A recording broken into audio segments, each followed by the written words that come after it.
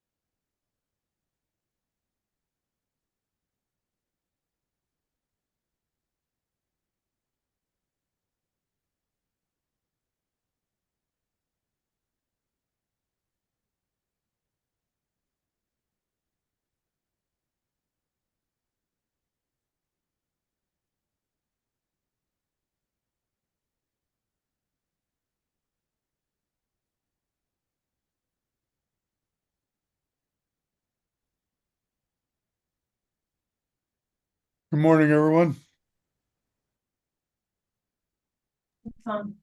Morning, Steve.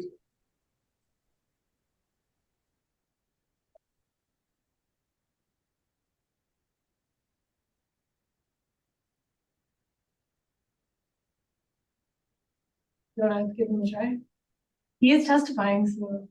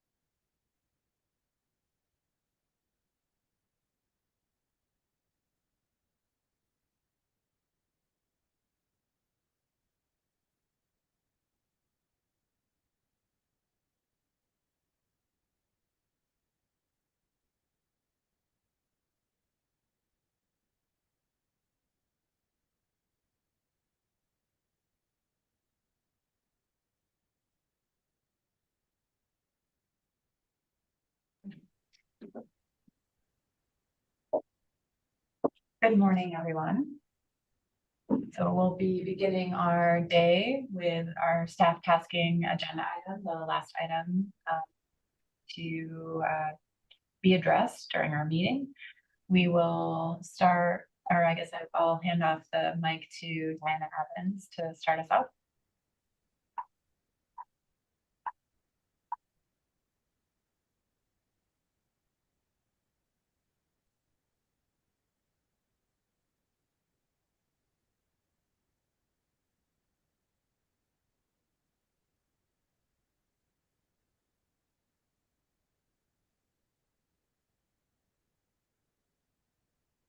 One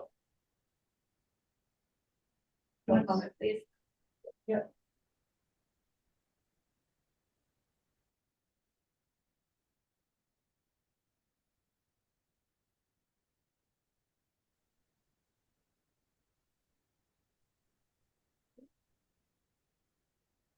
My apologies, Madam Chair, my computer just glitched while you were talking, so.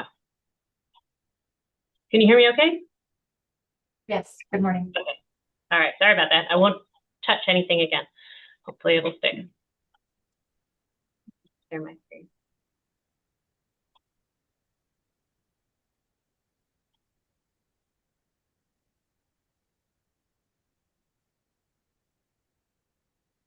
Okay, so here to present staff tasking, we have a number of different items. This is Diana Evans, council staff. We have a number of different items posted under the staff tasking agenda item on the e-agenda.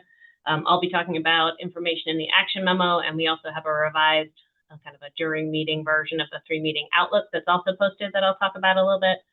But just to note for you, for your benefit, we did prepare a preliminary December agenda before this meeting. There'll be definitely some changes to that coming out of this. We haven't updated that during the meeting, but things like the ESH agenda item that we postponed, for example, and the AFSC report, at minimum, we would add to that list. We have the normal information, council committees list, groundfish work plan, snapshot, council staff responsibilities, and we did also post, as requested in view reports, an excerpt from the CHUM DEIS that talks about Bering Sea herring management.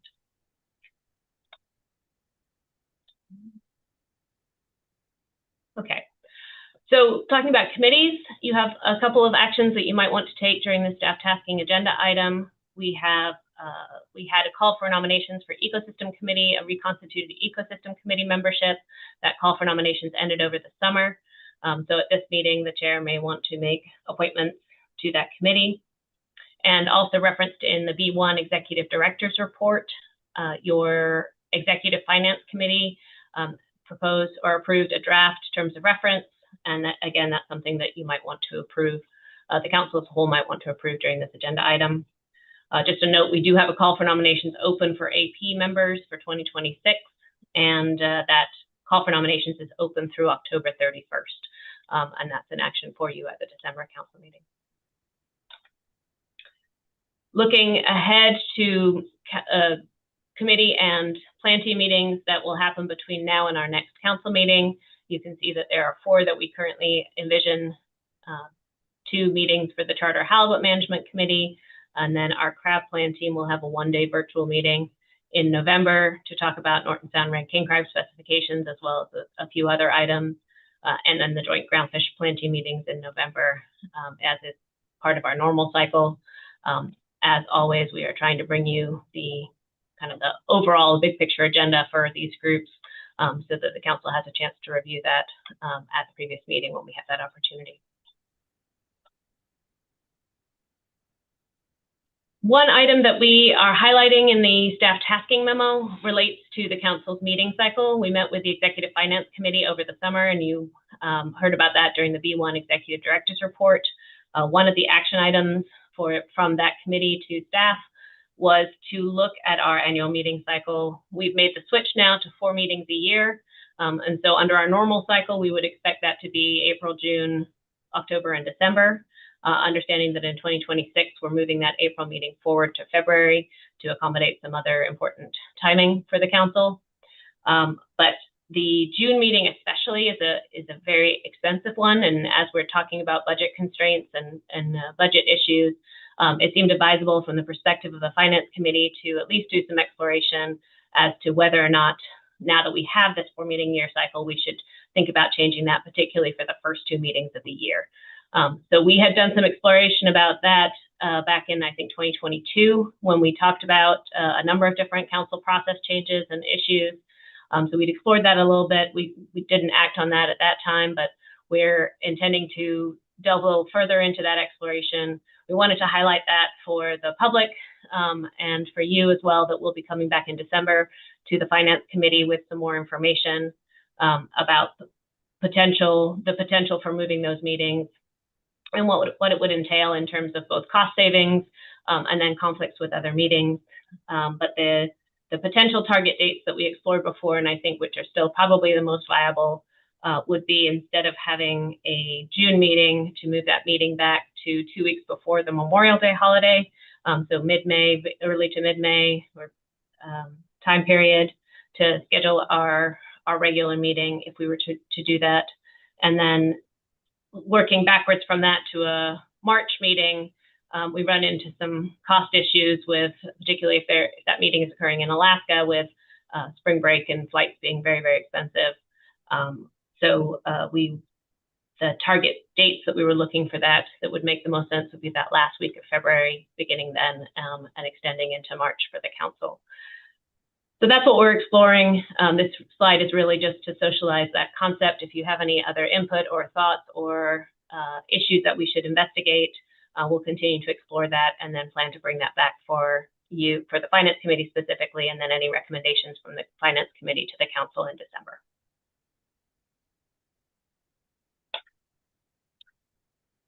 Then switching gears to our revised 3-meeting outlook and our immediate upcoming meetings. In December, we're planning to meet in person at the Egan Center. Agenda items will be final action, obviously, on groundfish specifications and Norton Sound red king crab. Those are our required items for the December meeting. We also have a couple of final actions scheduled on crab issues, crab arbitration, and crab fee shares. And then there is the Gulf Tanner crab protection measures. That just note that was originally scheduled for initial review. We've kind of relabeled that as a preliminary review.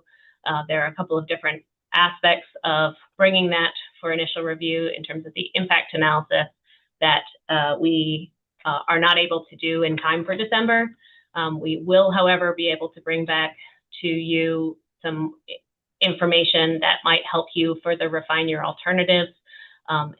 The information I think that we are able to bring back is some mapping with respect to the closure areas that you've already defined, and bathymetry maps and crab abundance that will hopefully help you to further refine exactly what you're looking for from that analysis, which will strengthen the initial review that you then get back subsequently.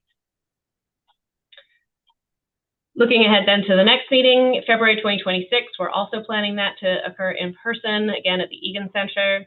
The primary action agenda item will be the chum salmon bycatch final action. That analysis, as we talked about in BIA reports, is published. It's open right now for NOAA, through NOAA for public comment, and we will ensure that all of the comments that are received on the officially on the draft EIS will also be available to you, the council. As we talked about in BIA reports, it's the same analysis that you will be taking final action on. So there's a really long time for the public and for council members to absorb that final action document and be able to use that to form the basis of your decision making and final recommendations on that analysis.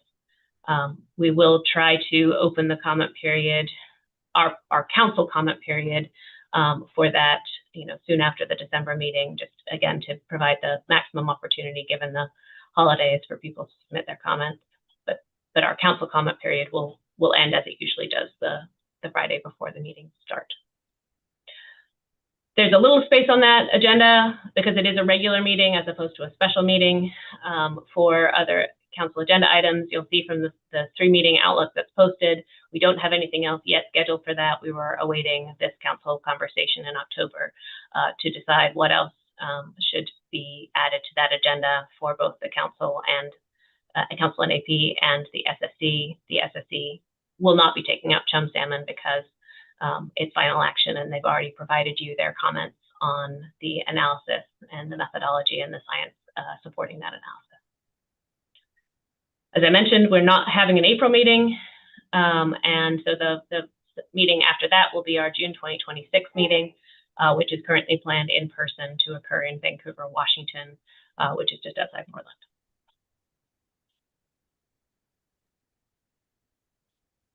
Ms. Goen? Thank you, Madam Chair, and thank you, Ms. Evans, for the presentation. I'm curious on the Gulf of Alaska Tanner crab protection measures. You were explaining why an extra step has been added in the process, but I'm not sure I fully understood. So it looks like preliminary review in December and then initial review in June. Why is it we're not just combining those into one step for efficiency? So through the chair, we could certainly, if you prefer, we could certainly defer and bring you that entire initial review package back in June. When we were discussing that internally, I guess the impetus is we cannot bring you back a full initial review draft for December. So we certainly had some internal conversations about, is it worth bringing a preliminary review document back to you in December and then awaiting the full initial review document in June. Our internal conversations were that there's still some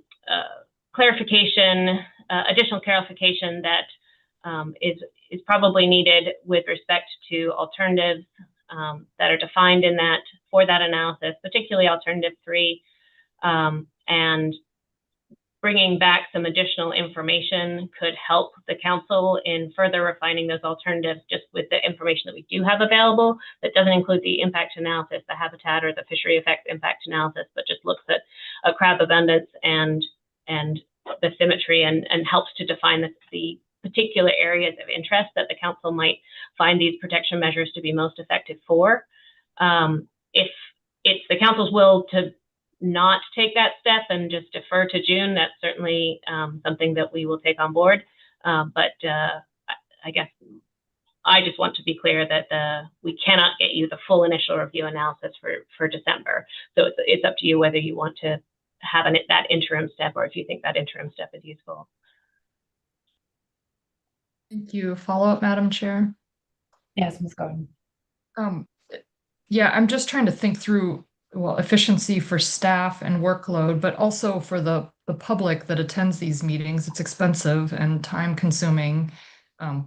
Plus, this is a very contentious issue. So I'm trying to think on the fly here, whether it's better to have these separated if it all comes back in June next year, is that an opportunity to get this alternative 3 further clarified before final action?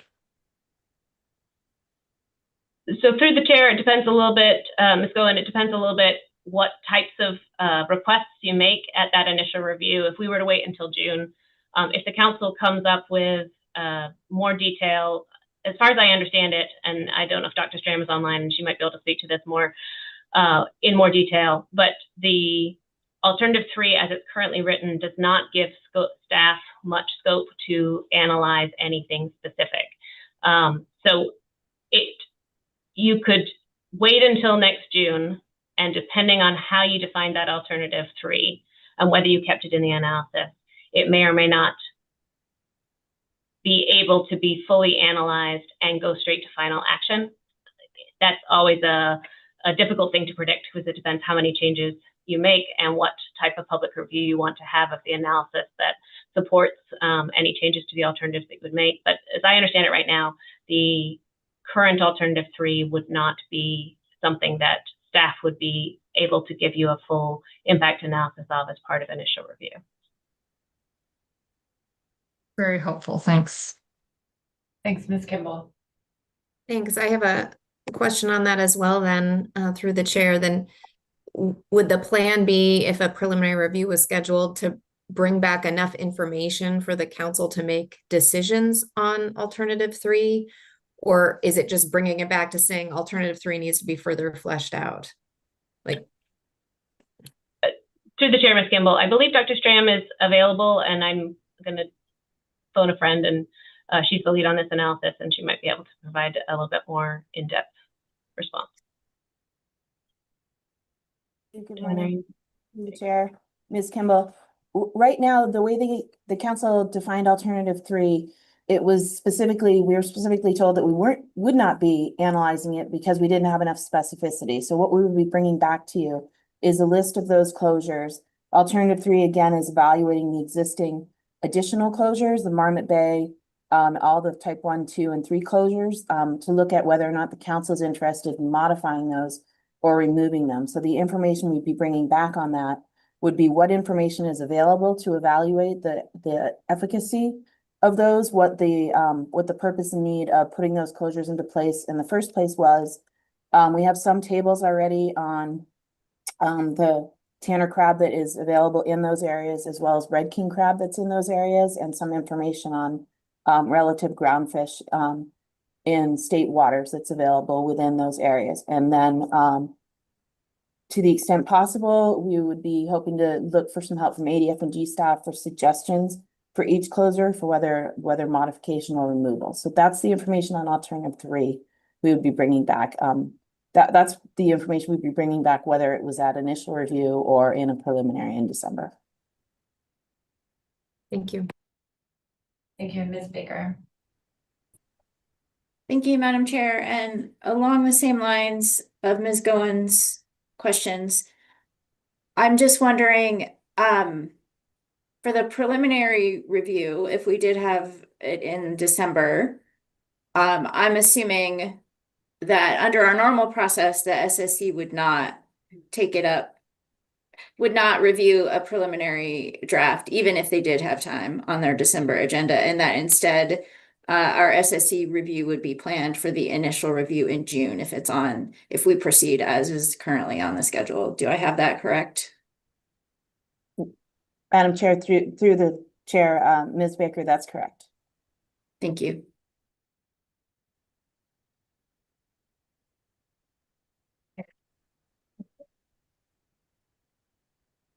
Thank you, There's- Dr. Shim. Ms. Evans.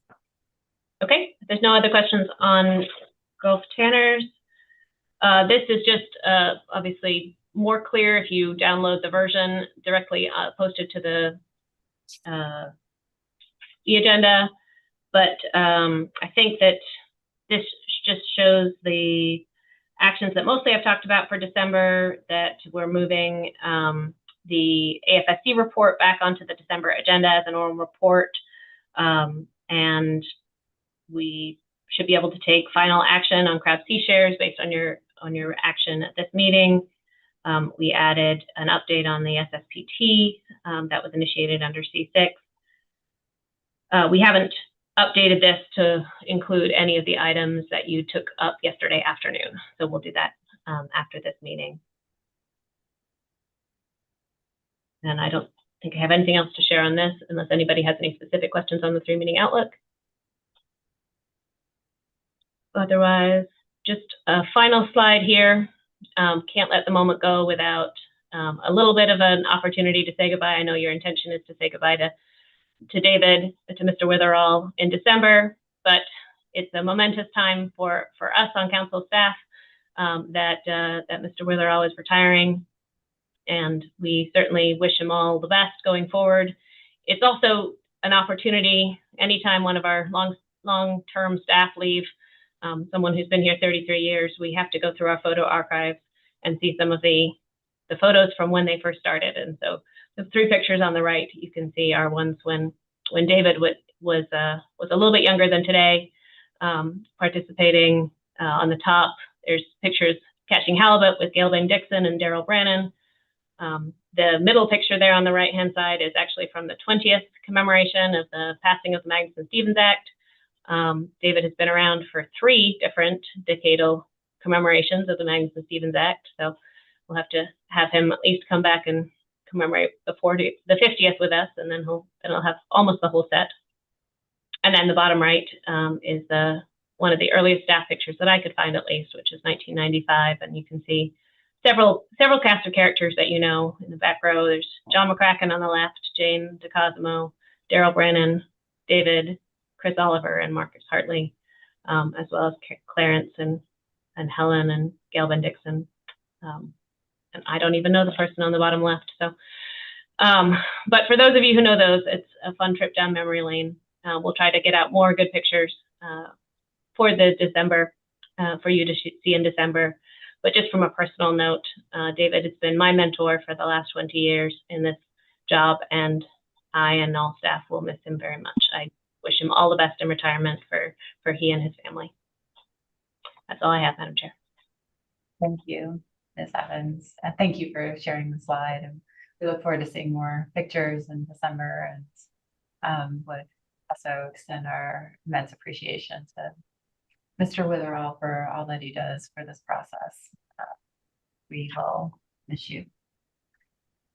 So I'll see if there are any other questions at this point before we move into staff tasking or public comments on staff tasking.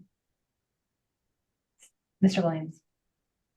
Thank you, Madam Chair. I just want to make a comment that looking at those pictures of Mr. Witherall, he looks just as good today as he did then. Thank you. Thanks, Steve. Yes, hasn't aged a day. He's going. I agree with those comments. My question's on the 3-meeting outlook, if this is the appropriate time, and whether we could get some clarity for items listed in June. I see there's pelagic trawl bottom contact research and then crab and pelagic trawl foot rope research. I'm just wondering a little bit more about the distinction between those two items. Just a moment, I'll pull that back up. Madam Chair, Ms. Goen, those were the 3 items that are listed there are listed as they were in the council's motion from June. So the top item there, pelagic bottom contact research, I believe we talked about the Gear Innovation Initiative work that is being done that was reported to you in June. The crab and pelagic trawl foot rope research is a separate project, but an EFP project that's being undertaken. And then the 3rd item was sort of what does the council do with that information in terms of considering whether changes to the performance standard are warranted going forward. And so we listed those out because that's how they were listed in the motion in June. I think, you could argue that the top two could be categorized together, but that's the reason why we listed them separately. For that, and I know there's other crab and pelagic trawl research going on as well, so I'm assuming those could all get lumped into that as far as getting updates on all of it. Is that correct? Through the chair, Ms. Goen, yes. I know that now you heard in the B1 report that we have put together at least a first cut at the website that you asked for pelagic gear research to be tracked in one place so that the public and council members have an opportunity to use that as a kind of a living resource, a single resource where all that information is put together. So if there are any projects that we are missing from that list, please contact us, or Anita Kroska is taking the lead on developing that website, and we can make sure we list all that information there. And as we get closer to the June agenda item, we'll make sure that we have the appropriate list of relevant research to bring back. I think those particular projects were ones that the council wanted to strongly encourage to see kind of progress made on those. So those were called out. But if there's other information that's relevant to the council's consideration, particularly of the potential action that you identified to see whether changes to the performance standard were warranted, then we will examine that as we normally would when we bring you when we design and bring you that June agenda item. Great, thank you. Thank you, Ms. Kimball.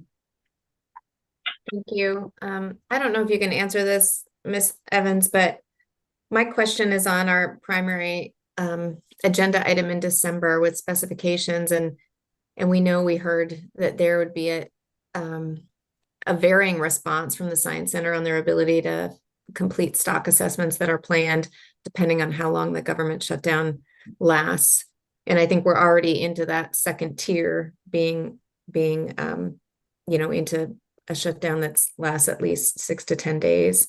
And so my question is, like, how does the council and the public understand what to expect in December, in between the October and December meeting relative to stock assessments? I know that what we were told, I guess, from the Science Center is that the shutdown lasts more than 15 business days.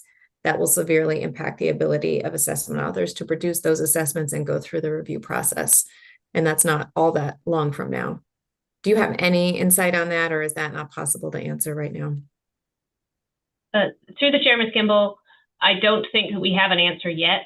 Our intention, I believe, or at least my intention today, would be to think about announcing as soon as the shutdown ends, we will address that specific question and be able to put out any information that we have. It seems until we know what that duration is going to be, and as you say, what category of effect is likely to occur based on when the lapse in appropriation ends.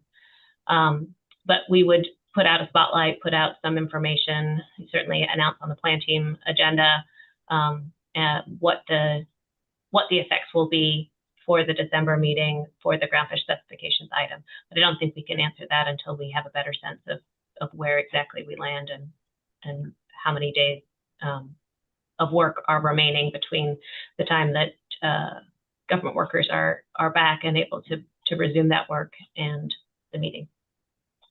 Thanks. Yeah, I support and encourage that high level of communication so we can at least manage expectations with the public, and thank you.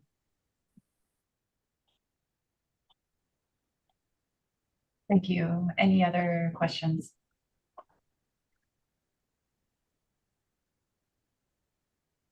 Seeing none. Thank you, Ms. Evans.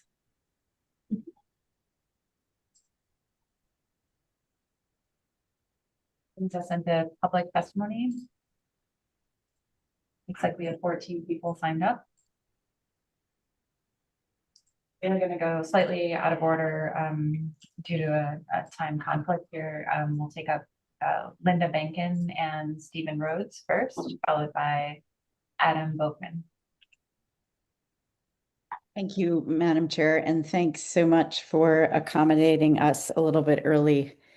I'm Linda Benkin, testifying for Alaska Longline Fishermen's Association. I'm going to take up the first few minutes and then turn it over to Stephen Rhodes, who's with Seafood Producers Cooperative. I want to start by saying how surprised I am that Dave Witherall is retiring so young. I'm not sure that's appropriate, and I'll save other comments for later about how much we will miss Dave. He's been such an important part of the council process and family of Fermi for so many years. But I'll choke up, so I'll stop there and carry on with testimony. We did cover most of our recommendations on regulations would like to see move forward under either B reports or D2, and also in written comments. So there's just a few I want to highlight today. One that I know we missed in all of those comments is that coordinating the timing of the halibut and sablefish opening day and time right now, just due to a regulatory oversight. Halibut is opening at 6 hours earlier than sablefish. It's creating a lot of unnecessary confusion and enforcement challenges. We'd like to see those aligned, and I know that's something that the agency is also looking to advance. We support them in doing that. Second, we have been working for some years with real-time data on electronic logbook program for the halibut and sablefish fisheries as a pilot. We understand that now, even though our fleet is filling out logbooks, it's sometimes collected by the IPHC for both sablefish and halibut, that the stock assessment people for sablefish still are not getting that data through the IPHC. At least that's what I heard at the SSC last week. We believe the electronic logbook is the way to get there. So real data from the fleet in real time is making it to both stock assessment teams. We'd like to see that program consistent, accepted by both organizations, and moved from pilot to implemented. Third, I addressed this under B reports, but that why we are supportive of having consistent pot gear definitions across fisheries and areas.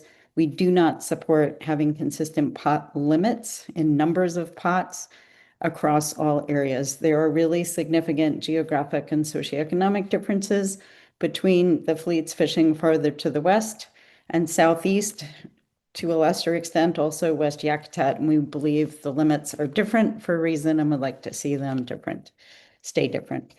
Finally, on bled sablefish, and I know this is what Stephen wants to speak to, so I'll be brief, but we did, back in the 90s, our organization conducted collaborative research with with National Marine Fisheries Service on the sablefish stock assessment vessel. We looked at the weight you could wring out of a sablefish under ideal conditions, as well as how much blood a fish would lose under normal handling practices, brought that information to the council. The council determined that the difference in weight was not enough to really justify the loss of value and quality that goes along with not bleeding a sablefish, voted to repeal that 2% deduction for bled sablefish, but then that was not approved by the secretary. So our ask is to take another look at that and to see if we can convince Commerce to take away that disincentive to product quality that's currently in place for sablefish. And I'll turn it over to Stephen at this point to add to that.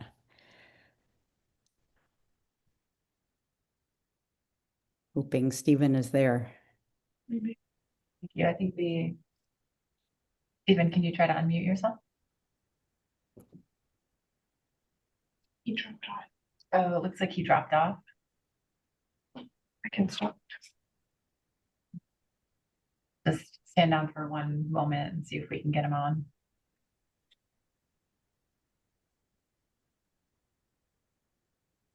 So, is he here? He's So it looks like- chatting. yeah. I think he's rejoining.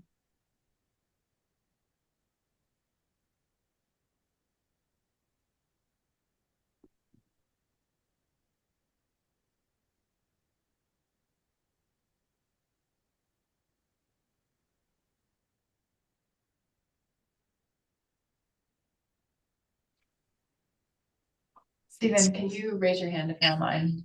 1, 2, 1, 2. Okay, we have you. Thank you so much. Sorry about that there. My name is Stephen Rhodes, and I'm representing Alpha and Seafood Producers Cooperative in Sitka. And thank the chair and council members for hearing my testimony. On bled sablefish, I have faced this as a fisherman and now as a processor. Currently, if you don't bleed your fish, you get 100% of your quota. If you bleed your fish, they add the blood back in. So the standard is to not bleed the fish, and the industry is moving toward more quality all the time and asking fishermen to bleed their fish. So the request is to make the standard to be a bled fish or to remove the bled deduction. Right now, there's an incentive for the fishermen to break the rules to get more quota, and that's done by bleeding the fish and then reporting them as round. And as a processor, we have gotten fines when fishermen tell us these things and we document them on a fish ticket. And then months later, OLE comes back and gets the processors with a fine. So we're hoping with analysis to find that this reduces enforcement effort down to zero, improves quality overall, and makes the landing paperwork for the plants a lot simpler. Thank you so much. Thank you both for your testimony. I'll see if there are any questions.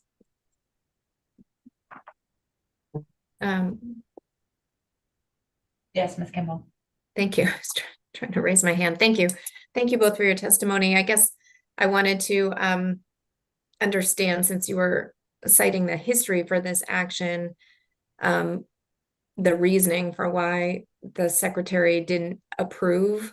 Was there just less accounting ability, or had the previous council not put forward a way to account for that small amount of weight that was from bleeding sablefish? I'm trying to understand that disapproval. Yes, through the chair, Ms. Kimball, I've struggled to understand that as well. I mean, the reasons that were cited was that there was some loss of accuracy by not deducting the 2% for sablefish that are bled versus unbled. I think what was potentially missed is that in normal handling, there is some blood loss that under ideal conditions, we were able to get something in the neighborhood of 1.3 to 1.7% body weight. in blood out of a fish. That's not what happens on a boat. You don't hold fish on deck until all the blood is out. Nobody wants us to do that. It's not good for quality. So that the actual impact on the accuracy of counting is extremely small, while the impact on the fleet and the disincentive for quality is really significant. It takes extra work. It really takes a person on deck throughout a haul bleeding to keep up with sablefish as they come in, to bleed them right away. And so to take that extra time and then give up 2% of your IFQ is a pretty effective disincentive. But meanwhile, what the processors see is a really big difference in quality from fish that are not bled to bled. And what they would like to see is a big push for quality, for bleeding. And we think the associated loss in any accuracy is not justified by that loss in quality. Thank you. And just a follow-up, Madam Chair. Yes, Ms. Kimball. I just wanted to understand the level of support for this. If you've talked to other processors in Southeast or other fishermen outside of Southeast to understand the scope of the ask. Through the chair, Ms. Kimball, every processor I talked to said we would definitely prefer the fish to come across the rail bled and never get a ticket again for reporting what the fishermen tell us.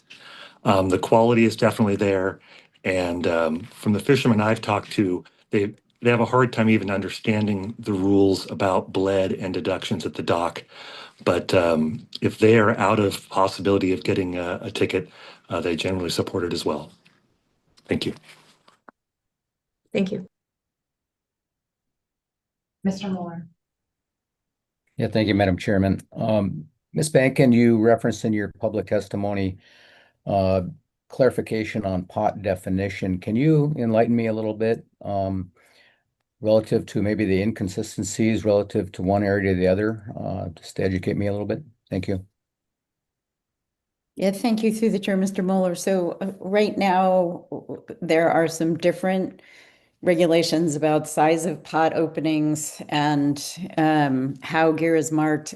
Some of that creates a fair bit of confusion in the fleet and expense as people move between fisheries where they're targeting sablefish or turbot and have to change out gear to be able to do that. And there has been a request for more consistency in the definitions of pot configurations and for the council to take a look at that. We're certainly supportive of that aspect of the ask with pot gear. The one aspect of it that we have seen some testimony on but are not supportive of is having a one-size-fits-all for the number of pots that can be run by people targeting sablefish across all areas. So further west, the pot limit is 300 pots, and in Southeast, it's 160, and that is really, that's a big difference. The area, the sablefish fishing grounds off of Southeast are much narrower than when you get further west. They're closer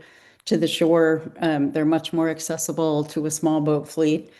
The switch to pot gear and some of the consolidation that's happened has made it difficult for small boats to continue to participate in the fishery, but there are a number who are still participating. It gets harder and harder to find a spot on the fishing grounds in the spring when the best fishing happens, and allowing that big an increase in the number of pots that can be fished. I haven't heard anybody here say they support that, who lives in Southeast and relies from these communities on that fishery. So we're just asking to maintain the lower pot limits for Southeast, West Yakutat, than further west.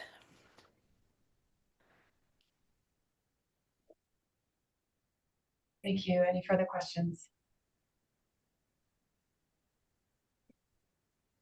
Appreciate your testimony. Thank you, and thank you for taking us early. Thank you. Next testifier is Adam Bachman. No. Is he not on yet? We'll circle back to Adam. Can you move the list up?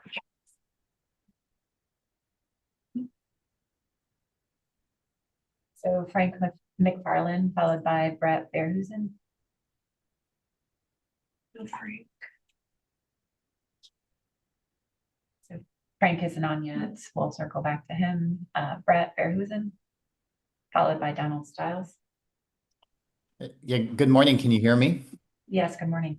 Hey, good morning, Madam Chair and members of the council. My name is Brett Bearhusen, and I own the seafood-focused consulting firm Ocean Strategies, but today I'm speaking on behalf of my family's fishing business and our boat, the FV Taurus, which has participated in the Dutch Harbor food and bait herring fishery in the Bering Sea for at least 30 years, if not more. I first went to chase herring when I was 5, riding the Tusty from Chignik to Dutch. That's where I learned early that fishing is hard, and herring is no different. Each season really meant tough calls. We often had to decide as a family, like, do we keep fishing herring or do we go back to Chignik? So when salmon prices were down, we, like many families, needed to adapt. I mean, one summer, my dad, stepmom, and I held live herring in net pens in Captain's Bay so they could empty their bellies and we could make a food product, not just bait. Another year, a long summer, we seined Atka mackerel for a new processor out in Adak, an experimental state water fishery, and we even caught some.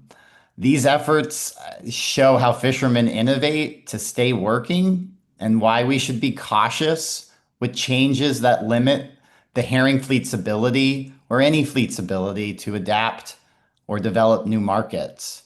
This year, the Dutch Harbor food and bait herring fishery was fully harvested, just over 3,000 tons, based on the Togiak biomass, the same Bering Sea stock being discussed for PSC limits. That harvest provides locally caught bait. It supports federal and state fleets, longliners and pot boats fishing cod, halibut, and crab, and it supports onshore processors who depend on them. It's an active, valuable fishery and a direct link between state-managed herring and federal fisheries. Some have said that there's no herring fishery in the Bering Sea, and I understand that that refers to the Togiak Sacro fishery, which hasn't operated recently due to markets. But to give a full picture, there is fishing tied to that same biomass. It's the Dutch Harbor herring fishery, and it matters. It supplies bait to federal fleets, it diversifies processors, and it keeps many families like mine on the water when other fisheries are struggling. I also want to take a moment to commend the ongoing efforts to the council to rebuild Bering Sea crab stocks.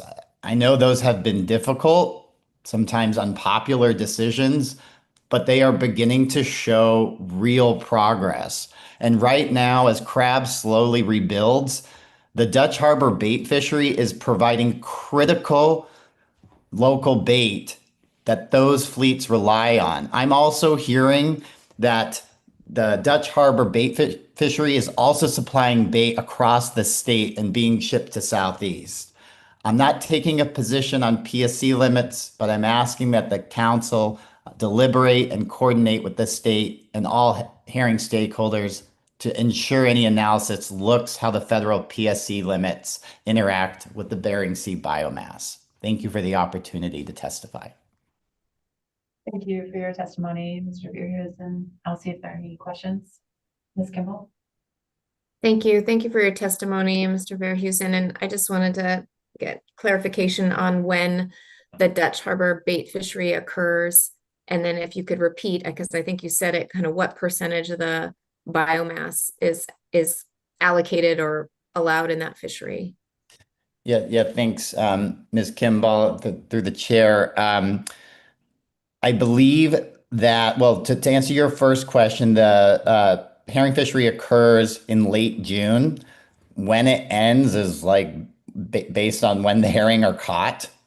They're finicky and it's tough. And like I said, it's oftentimes we need to decide, do you go back fishing salmon and forgo that season, or do you keep fishing herring? That's critical for bait. So it begins at the end of June.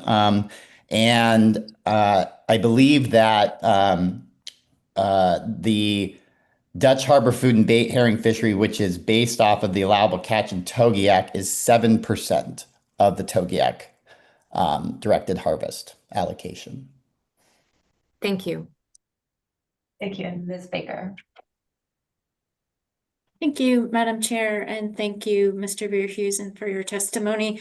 I just want to make sure I'm very clear for those of us who are less familiar with directed herring fisheries. I think the primary point of your testimony, and this is my question, I'd like you to correct me if I'm wrong, is that the Dutch Harbor food and bait fishery is very specifically focused on meeting demand for bait, which is quite strong, as you've described to us, and potentially growing, versus maybe some of the other herring fisheries that we're hearing about, specifically the Togiak sacro fishery, where global market demand and other factors has resulted in pretty significant declines for demand. So you're just asking us to keep that distinction in mind as we potentially move forward with any herring PSC management measures. Am I getting your main point?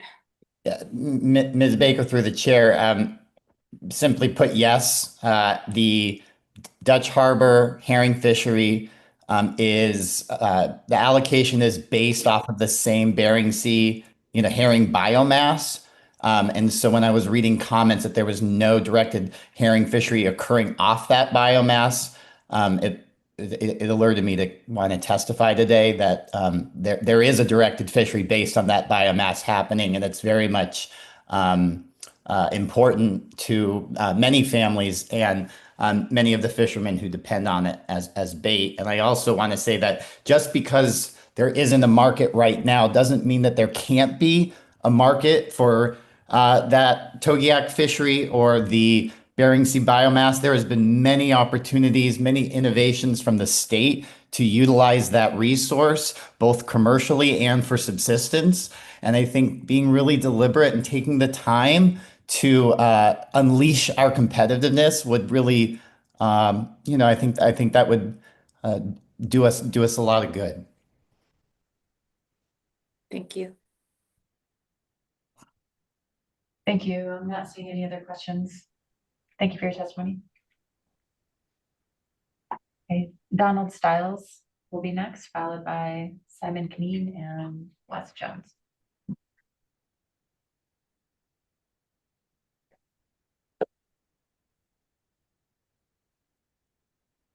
Is Donald online? Can you please unmute yourself, Donald?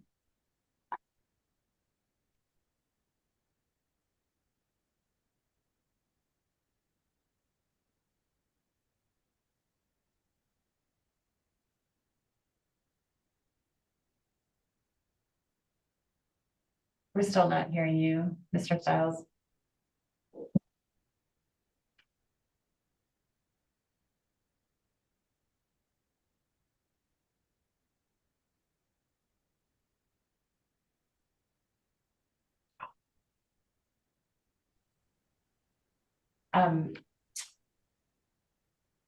We'll try to circle back to you, Mr. Stiles, after the next testifiers and see if we can figure this out. So we'll go to Simon Kneen and Wes Jones.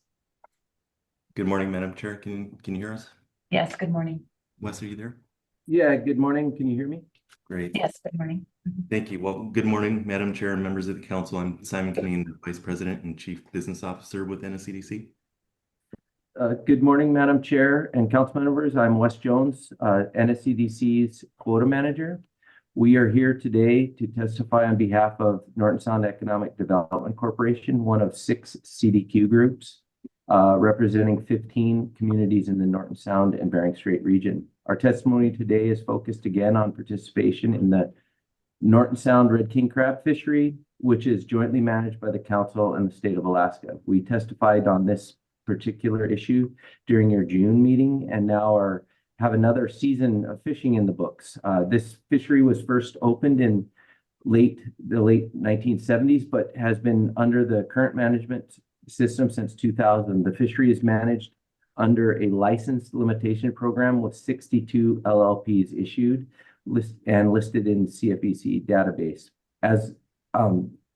And although you're required to have an LLP if your vessel is greater than 32 feet, vessels 32 feet or less are not required to possess one.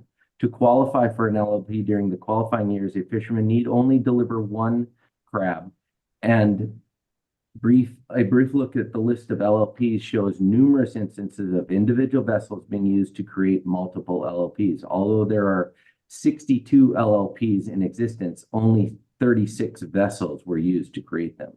This fishery is fully utilized and has been for years. The GHL is taken annually with record harvest rates in 2024, being high between high CPUE and participation. After one time through the gear in 2024, fishermen nearly faced a closure announcement from ADF&G that would have gone into effect if NSCDC, as the primary buyer, had not instituted trip limits and paced deliveries to slow the fishery down, which undoubtedly would have resulted in missing the GHL substantially, whether well above or below. In 2025, we had another fast-paced fishery, but brought in a lot more holding capacity to help our resident fishers as efficiently as possible. And currently, we're installing a new crab line to double our production capacity. But while we're making these investments to support our residents, we also are facing a decline in the stock with a lack of recruitment coming in the next few years, and expect that our fishers are in for some lean crabbing years in the foreseeable future. We saw a notable decrease in CPUE in 25 as this current cohort is aging out. And as you know, mixing high participation with low quotas is a perfect recipe for overcapitalization. This council has been hearing testimony from Norton Sound Red King crab fishermen over the last couple of cycles about the need for changes to the management due to overcapitalization. About 15 years ago, there was a similar push at the council that did not result in any action, but the circumstances driving the sentiment at this time were quite similar.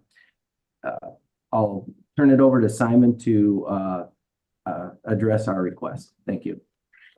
Thanks, Wes. So NSCDC is again requesting that the council develop a recency action to eliminate latent permits in the Norton Sound Red King crab fishery. Upon review, you'll find that many of the permits issued in 2000 have no recent participation, with a significant number having never been utilized in the 25 years since they were issued. With the fishery fully utilized and coming off of record pace last year with a GHL far higher than average, now heading into a period of low harvest due to poor recruitment, we think it's time to recognize and address the issue of overcapitalization with a simple recency action. So should the council be willing to take the issue up for analysis, we would recommend using a range of years to consider for defining recent participation and historical dependence, including 10, 15, and 20 years, in addition to the most basic threshold of whether the permit has ever been fished since issuance. We're not suggesting removing the exemption for 32 feet and smaller vessels, which would provide continued smaller scale entry-level opportunity. We also recognize that the council and agency resources are limited and that it may be preferred to start the process with a discussion paper with basic historical elements of the fishery that we feel would clearly demonstrate the need for such an action. Also, support this route should it better suit the council's circumstances. Finally, given that the council discussion of this matter is now going into its third meeting cycle, I think it's important to signal to the public and the stakeholders that the council recognizes these discussions have and has had the potential to spur speculative behavior that is counter to your intentions in addressing the matter. Whether that comes in the form of a control date or simply a clear statement of the intent to fully consider the matter as the action matures, we think it's critical to signal the intent to truly recognize dependency and not reward those looking to secure history through adding fishing effort when the council is attempting to address overcapitalization. Thank you for your time and consideration of this request. And finally, I'd just like to thank and congratulate Dave on his many years of service, as well as Mr. Bill Twite, who may or may not be listening. I had my own form of retirement not so long ago, and one of the things that I truly miss about being in the process is the people, all of you. And so having sat between Dave and Bill for 5 years of meetings, I just got to say it was an honor and a pleasure, and something that I'm really thankful for. So thank you and congratulations. Thank you. Thank you both for your testimony. See if there are any questions. Yes, Mr. Sakata. Yes, thank you, and through the chair, thank you for your testimony. I was wondering what percentage of the GHL was taken by the under 32-foot exempted fleet? Wes, do you have that? Do you have that info?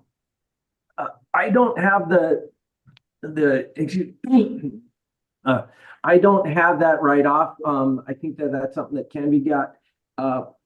I think more of the looked at is I want to say about a third of the vessels are 32 feet or under 32 foot.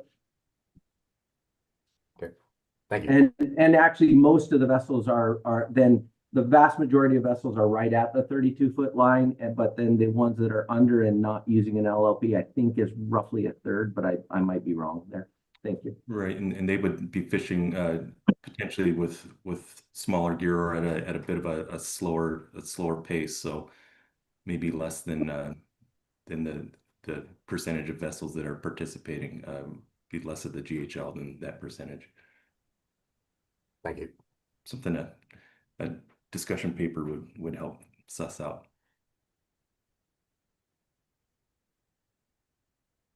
Any further questions?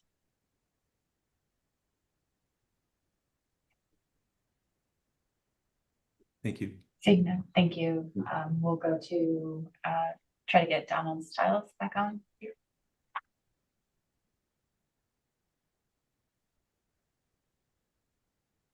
I see him online. Can you unmute yourself, Mr. Stiles?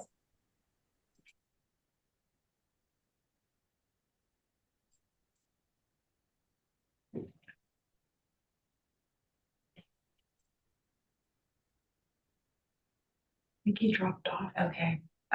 He's on the phone with him. Okay, it looks like he dropped off and we're working with him with our admin staff. So hopefully we can figure this out. So we'll go to Caitlin Yeager and Austin Estabrook.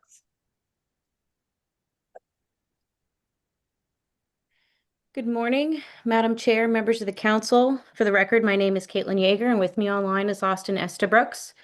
We're here on behalf of the At-Sea Processors Association.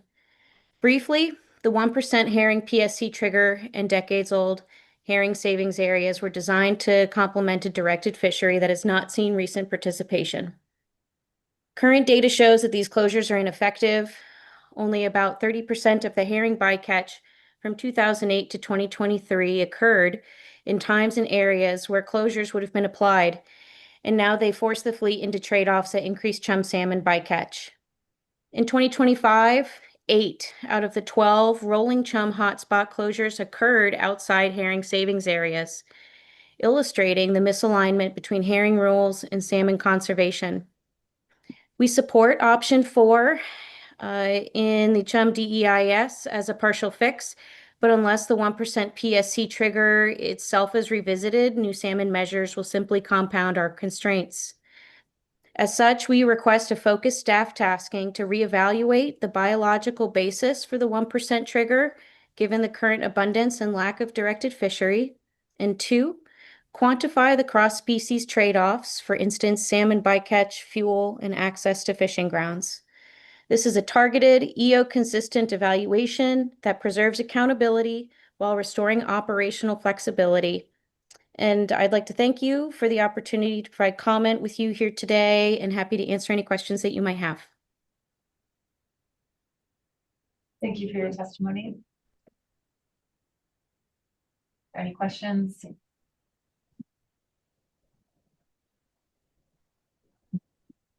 Not seeing any. Thank you. Thank you. It looks like we have Mr. Stiles back online. We'll give this another try.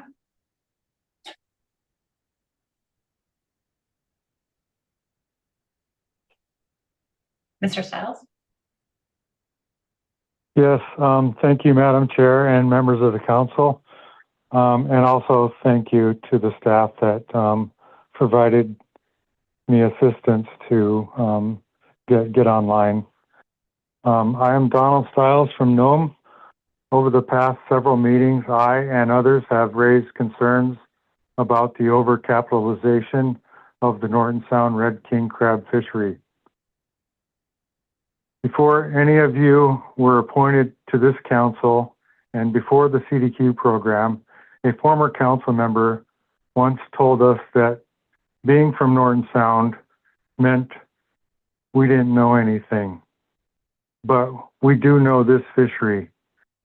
We've lived it, we've worked it, and we've watched it change from a true small boat fishery that supported local families and communities into one where small operators are finding it harder and harder to stay competitive.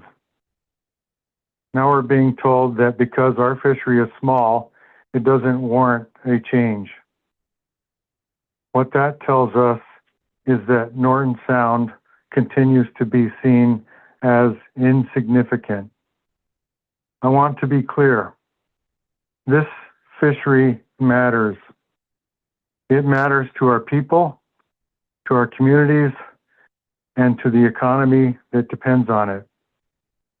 This past season lasted only 11 days. For me, hydraulic problems meant I was only able to fish for 9. That's how close we are to losing ground. One breakdown can make the difference between success and failure. And the effects go far beyond the boats. When our season is short, processors, deckhands, and tender operators are sent home early. Local vendors sell less fuel and fewer supplies. Communities lose income. The race for fish system is eroding the stability that once made this fishery valuable to the region. I have had 5 former deckhands who now own their own boats and have helped someone else purchase a boat this year. That's what opportunity looks like when the fishery is healthy and fair. But without meaningful change, those opportunities will continue to fade. Madam Chair, Norton Sound may be small in scale, but it is not small in importance. Our fishermen, our communities, and our way of life deserve the same thoughtful considerations and protections other regions receive. We've done our part, we've shown up, we've offered solutions. All we're asking is that the council take our concerns seriously and help ensure a fair and sustainable future for the Norton Sound Red King crab fishery. Thank you, Madam Chair and members of the council. Thank you for your testimony. Let me see if there are any questions for Mr. Stiles. Yes, Ms. Cohen. Thank you, Madam Chair, and thank you, Mr. Stiles, for your testimony. Can you clarify what the solution is that you're seeing? We heard from a previous testifier, it was removing latent permits. Is that what you're looking for? I would like to remove the latent permits. We also provided a proposal at a previous meeting that would make 2 different sectors. I received an email saying that it would be difficult to implement, but in other areas of the state, it seems it's okay to have different sectors. We can make this work. We're a much smaller fishery. It seems like we would want to protect that and make sure that people who have invested into this fishery are able to, sustain themselves and sustain the fishery. I don't know if that answers your question, but I believe we need limitation, and leaving it open sets people up for failure. There's a loan program. They go to that. They purchase a vessel. They fail. The vessel sits on the sideline, and they get foreclosed on.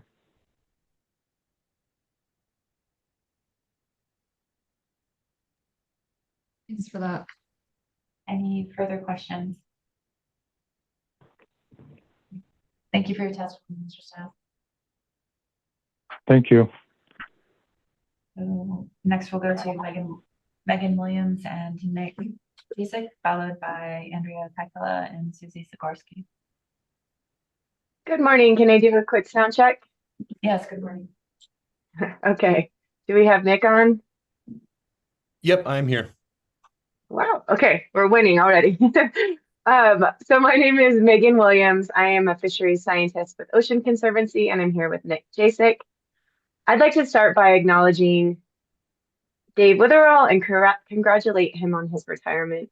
I initially met Mr. Witherall when I was in grad school and worked as an intern for council staff. And I think we did like groundfish fleet profiles or something quite a long time ago. Throughout time, though, his positive and professional energy has really been a mainstay at the council. So congratulations there.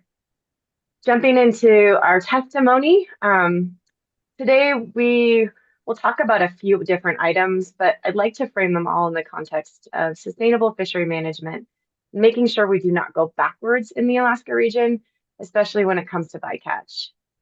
Simply put, research surveys and robust ecosystem science coupled with precautionary management will support sustainable and productive fisheries long term. This can offer the greatest gains to Alaskan fisheries, communities, and the nation as a whole. So with that in mind, we do support the council signaling its intent to, at this meeting, for the Essential Fish Habitat Work Plan to come back to both the SSC and council as soon as possible, hopefully at the December meeting. Regarding economic data reporting, we reiterate our concerns about the data loss and reduced transparency associated with the removal of EDRs. And these EDRs were associated with data collection for the majority of groundfish and crab landed in the Bering Sea. In line with numerous recommendations from the SSC, we urge the council to take clear steps to develop a comprehensive and effective socioeconomic data collection program. Whether it's through a reconstituted social science plan team or similar body, socioeconomic data collection is vital to informing council decision-making and framing trade-offs associated with actions. While it's appropriate to check in with staff and SFPT members about their capacity, we'd hope to see the council take stronger steps in the next year to chart a course forward that ensures continued transparency and availability of fleet economic data as a public resource. The last thing I'll talk about before handing this over to Nick is the IRA work plan. We support revising that work plan and hope to see work started on that in December or early 2026. So with the removal of the PEIS from that timeframe and work, we would like to see more effort shifted onto the climate resilience work plan and management tools focused on the inclusion of climate information, as well as diverse knowledge systems in climate planning. And I'd also flag that there may be a relatively new opportunity for the council to prioritize and perhaps streamline some of the work that's ongoing on ecosystem and socioeconomic indicators as part of this process, and to identify how that type of information can potentially inform tax setting and other council decisions. And then I'll hand it over to Nick. Thank you, Megan. Yes, I will make my portion fairly brief. First off, I will state and make it clear that Ocean Conservancy does not support a revaluation of herring PSC. An increase in bycatch rates of Pacific herring should not be treated as a signal that bycatch restrictions should be lifted. Although there are increased rates of herring bycatch in the Bering Sea pollock fleet, it does not immediately follow that the herring populations can therefore sustain high levels of bycatch. Stock biomass estimations from a 2023 NOAA bottom trawl survey report show an estimated decrease of population biomass by 79% for Pacific herring in the Eastern Bering Sea. As we see stock fluctuations and increased uncertainty over recent years, we ask the Council to move forward with caution.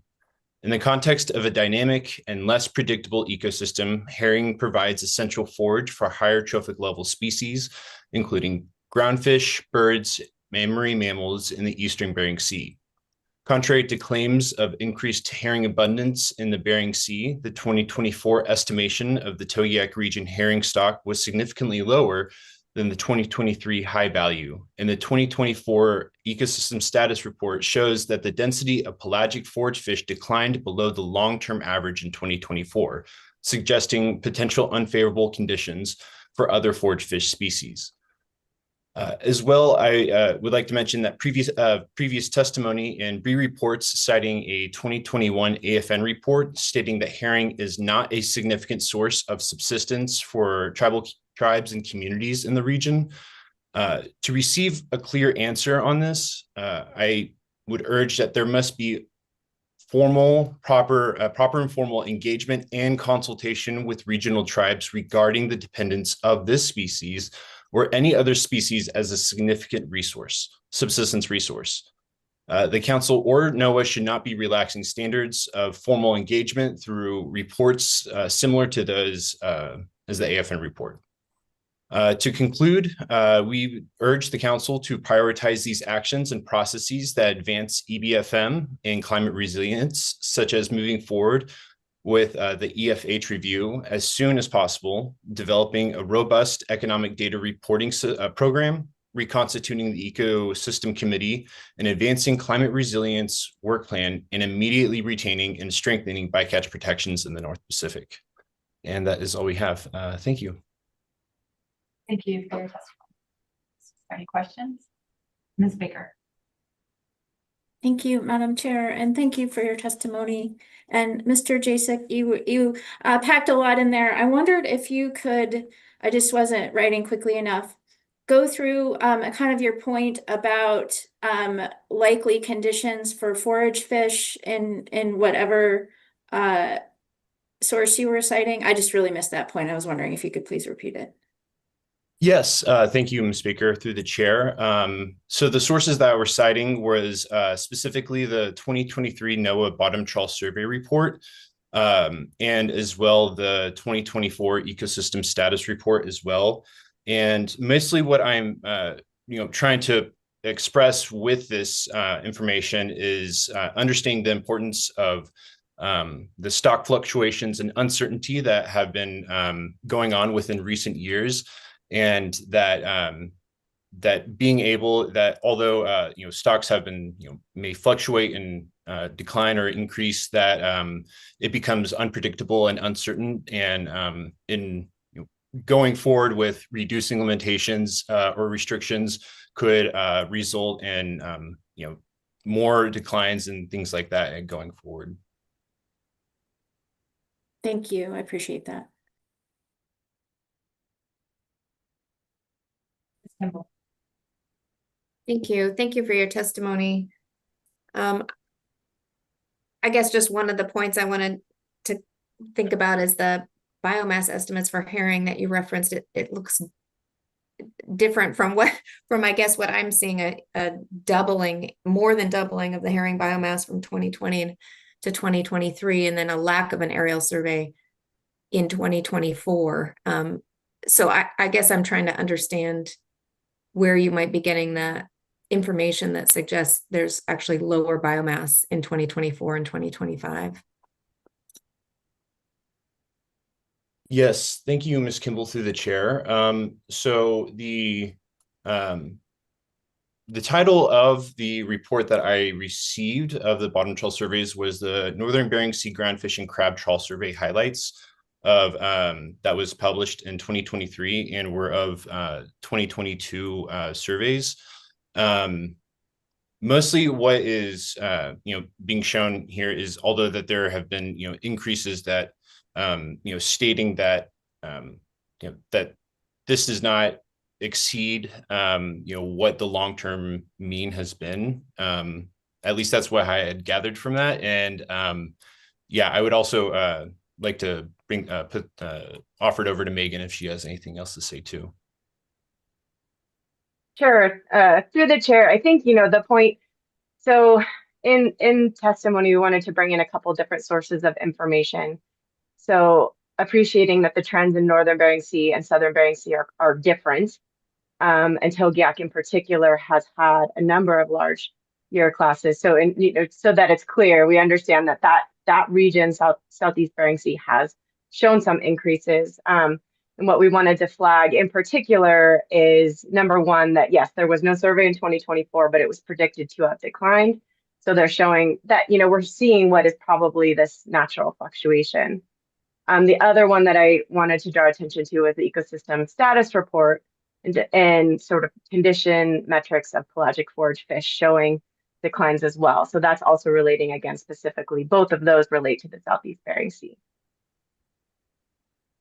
And I think all of that is to say, when we see potentially this increase that's occurred in the Southeast Bering Sea and Togiak 2020 to 2023, we're likely to, it looks like we may be seeing that trend reversing slightly, not in an alarming sense, but to me, it seems pretty reactive to then go straight to, well, we need to reevaluate triggers for PSC limits at a time when we know that forage are really important to upper level trophic predators, that this supports some commercial fisheries, some subsistence fisheries. And so we just flagged that to us, this does not seem like it warrants reconsideration at this time. Okay, thank you. So not supporting reconsideration, even though we have direct impacts on our salmon avoidance programs, or was your testimony to just proceed with caution? Through the chair, we do not support reducing herring protections. So I'll leave that there. We do support moving with caution and really focusing on maintaining the highest standard in bycatch reduction provisions across all species. Thank you. Thank you. Any further questions? Thank you both for your testimony. Our next testifier will be Andrea Kreitla and Susie Zagorski, followed by Hannah Heimbach. Good morning, Madam Chair and members of the Council. For the record, my name is Andrea Kaikala. I'm the Executive Director of the United Catcher Boats. We represent catcher vessels targeting pollock and cod in the federal fisheries off the coast of Alaska. I'm joined today by Susie Zagorski, the AFA Catcher Vessel Interquarter Manager at UCB. We appreciate the Bering Sea herring PSC management was included in the Council's response to Executive Order 14276 under B reports. We also thank Councilmember Baker for indicating her intent to raise the issue during staff tasking. The pollock fleet has been grappling with abundant herring biomass and its atypical distribution on the fishing grounds since 2020, a challenge that will persist unless the PSC limit is updated. The fleet needs a practical, streamlined fix, and we know what changes can provide the flexibility needed while minimizing trade-offs. The current herring PSC limit, established more than 30 years ago to manage a once active directed herring fishery that no longer exists, aside from the small food and bait fishery, as highlighted by the previous testifier, remains unchanged today despite major shifts in ecosystem conditions and fisheries dynamics. This forces the fleet to operate under increasingly unworkable conditions of trying to avoid both salmon and a herring limit that is out of step with biological and operational realities and needs to be addressed. As new chum salmon measures are expected to advance in 2026, we urge the council to initiate a targeted analysis now to raise the herring PSC limit. If chum salmon measures move forward without updating herring PSC, we risk layering conflicting bycatch constraints on the fleet. That undermines both operational flexibility and the goal of the EO, which seeks to reduce unnecessary regulatory burdens on U.S. fisheries. That EO specifically directs the Secretary of Commerce to identify overregulated fisheries and to work with councils to take appropriate action. This is one of those cases. The aim should be regulatory alignment, not compounding limitations. Herring PSC closures will continue to burden operations without providing measurable conservation benefits. As we and others have testified, the 1% herring PSC limit and associated herring savings area closures were created to support a fishery that is a shadow of itself. There has been no directed herring sacro fishery in 3 years, not due to conservation concerns, but due to collapsed market demand. Meanwhile, the herring biomass is at record highs. Due to that abundance, the fleet remains constrained by unavoidable herring interactions. We're effectively managing to a regulatory artifact, not the current biological reality. This forces inefficient spatial and temporal shifts that increase fuel use, risk encounters with priority PSC species, and add operational costs. Despite extensive voluntary avoidance efforts this past bee season, the limit was hit and the winter savings area closed on September 25th. Crews are exhausted, fuel costs are up, and fleet movements to avoid herring increase the risk of salmon bycatch, which we illustrated the very real trade-offs in our previous public testimony on the subject. The fleet is being squeezed, forced to choose between avoiding salmon and avoiding a herring closure that offers no biological benefit. We are encouraged by option 4 under alternative 5 and the upcoming February 2026 chum action, which adjusts the start date for the winter herring savings area. That change dovetails with a broader need to herring PSC management. We are asking the council to task staff to begin a focused analysis on increasing the 1% herring PSC limit to help inform the executive order and provide timely relief. We respectfully request that the analysis be limited in scope and include evaluating the biological basis for the current PSC limit and the impact of a minimal increase in the limit, considering current herring abundance and the absence of the large directed fishery. This is exactly the type of regulatory reform envisioned under the executive order, removing outdated barriers, restoring competitiveness, and improving efficiency without sacrificing conservation. To reiterate, herring are not overfished. Surveys show high abundance, and even when past bycatch levels exceeded 2 to 3%, there was no measurable impact on biomass or subsistence access. The historical directed fishery operated at a 10 to 20% exploitation rate on top of the PSC limit. A modest adjustment combined with the real-time monitoring and proven bycatch avoidance can maintain full accountability while relieving constraints that now work against salmon conservation and efficient operations. Madam Chair, members of the council, this is not a hypothetical conflict. It is playing out every day on the water. Without action, the fleet will continue to face untenable trade-offs that jeopardize both salmon conservation and optimum yield. We respectfully urge the council to make this herring PSC analysis a staff tasking priority, consistent with the goals of the executive order, and to continue working with us on meaningful bycatch mitigation strategies. Thank you for your time and your leadership in modernizing fisheries management. We are happy to take any questions. Thank you for your testimony. Let me see if there are any questions. Ms. Baker. Thank you, Madam Chair, and thank you for your testimony. And I wondered, Ms. Keuchele, or maybe Ms. Zagorski, I wanna dig in a little bit more on the trade-offs that you referenced in your testimony today. And in terms of by trade-offs between herring avoidance and salmon avoidance, my understanding is that because of our current herring PSC management, that the fleet is needing to focus on herring avoidance. And quite often when you do that, it's having results on your ability to avoid salmon. Can you give me some specific examples, maybe from this year or in recent years, where that's had to happen, just so the council and public can understand what you mean by trade-offs. Through the chair, and for the record, Susie Zagorski, UCB. Thanks for the question, Ms. Baker. Yeah, so there's a couple of things that go into these trade-offs. One is that we are within our PSC management, we're juggling multiple PSC species to avoid. And oftentimes those PSC species are on the grounds, but in slightly different areas on the grounds, or slightly different areas within the water where we are fishing for pollock. So sometimes schooling with pollock versus not schooling with pollock. Oftentimes our vessels experience when they're trying to avoid chum, they'll run into, with their normal chum avoidance measures, or even their Chinook avoidance measures, that they'll run into areas or encounter some herring. And so when you try to avoid the herring, then you can oftentimes run into areas where there may be some salmon that the fleet then has to try to avoid, all while trying to still achieve our target harvest of pollock.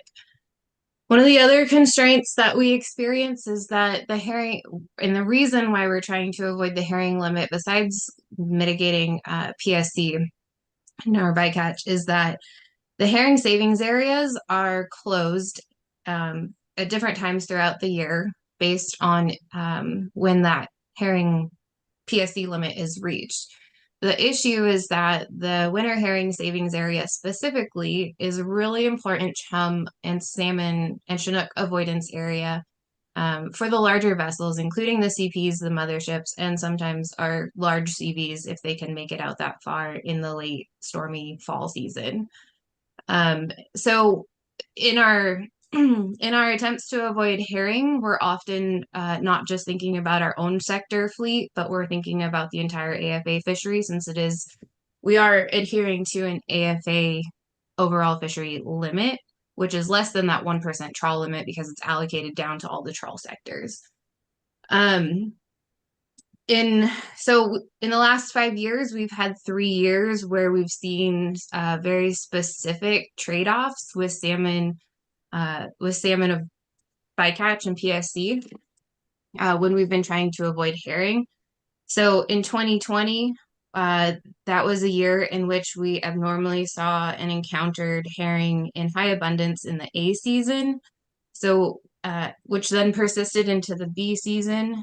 The herring limit was reached that year in early June, just 5 days after the season had started, after the B season had started. But in the A season, when trying to keep that limit from being reached, there was an additional 270 Chinook salmon showing up in the bycatch that were based on our data in relation to avoiding herring. In 2023, we did avoid hitting that limit, but we were 6 tons shy by the end of the season of hitting the herring limit.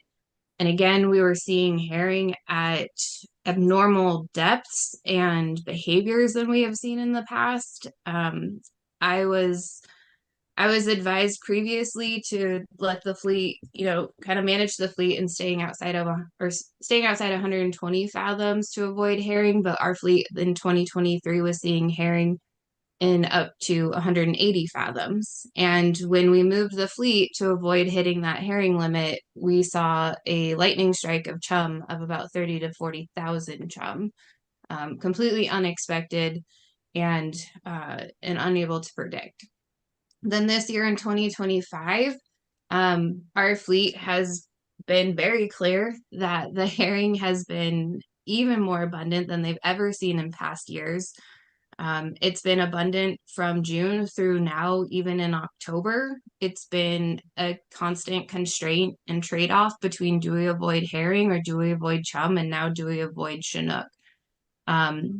We have the IPA that does have us prioritize salmon PSC avoidance, but we are also in our inter-co-op agreement mandated to, our fleet has agreed to also avoid herring. So again, we're juggling that trade-off. And this year we had 3 voluntary avoidance areas to try to mitigate that herring limit being reached, knowing that the CPs were heavily reliant on the winter herring savings area this year to avoid salmon. And in the catcher vessel's efforts to avoid herring and avoid the grounds where we were consistently seeing them and seeing them mixing with pollock, the unintended trade-offs we experienced this year were about 200 additional Chinook, which were from the fleet having to move out to the west, just south of the Cribs, and an unexpected chum lightning strike of another 30,000. And this was up on the shelf edge where chum were not expected to be. They were not expected to be at the depths that we experienced the chum.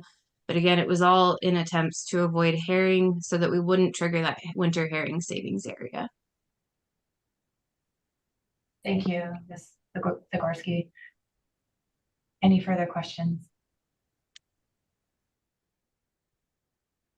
Ms. Kimball? I just had, and if it's out of line, let me know, Madam Chair. I know that project is ongoing, the kind of real-time genetic sampling that's happening in Dutch Harbor. And I just wanted to know if when you said you got that hit of chum, that genetic testing showed those weren't Western Alaska chum or Upper Yukon chum, or are those results in your pocket somewhere?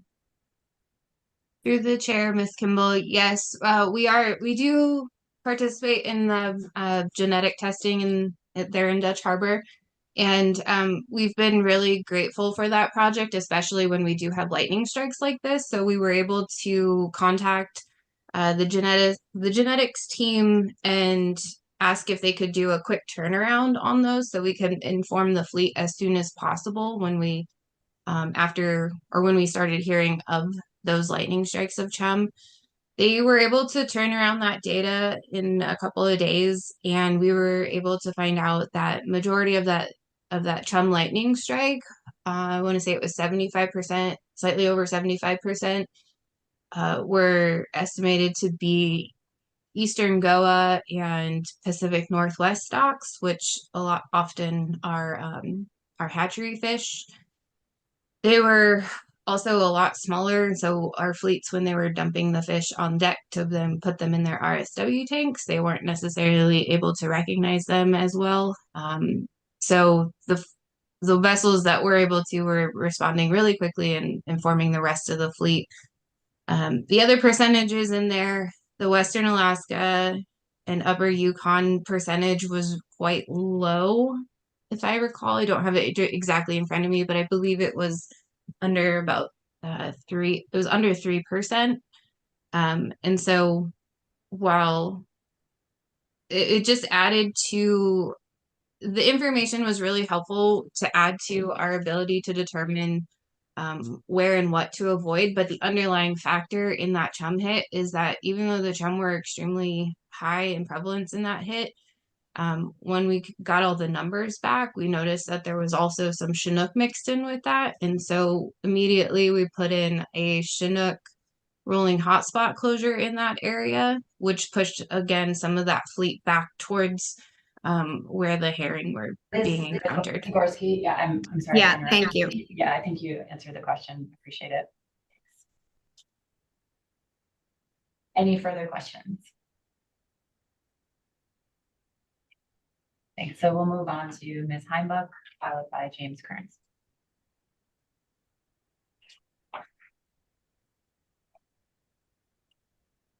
Good morning. Can you hear me? Yes, we can.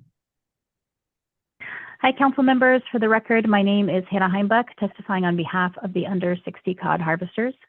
I want to just briefly highlight some of the topics from this meeting that I hope can stay on the council's radar through your staff tasking discussions and future meetings. First, regarding MRAs, while the council has taken action on the specifics of the MRA item on this meeting's agenda, there really should be future opportunities to examine this as a management tool. So we support and encourage a future discussion paper reviewing MRA percentages and topping off patterns as a means to just ensure that MRAs remain an effective management strategy.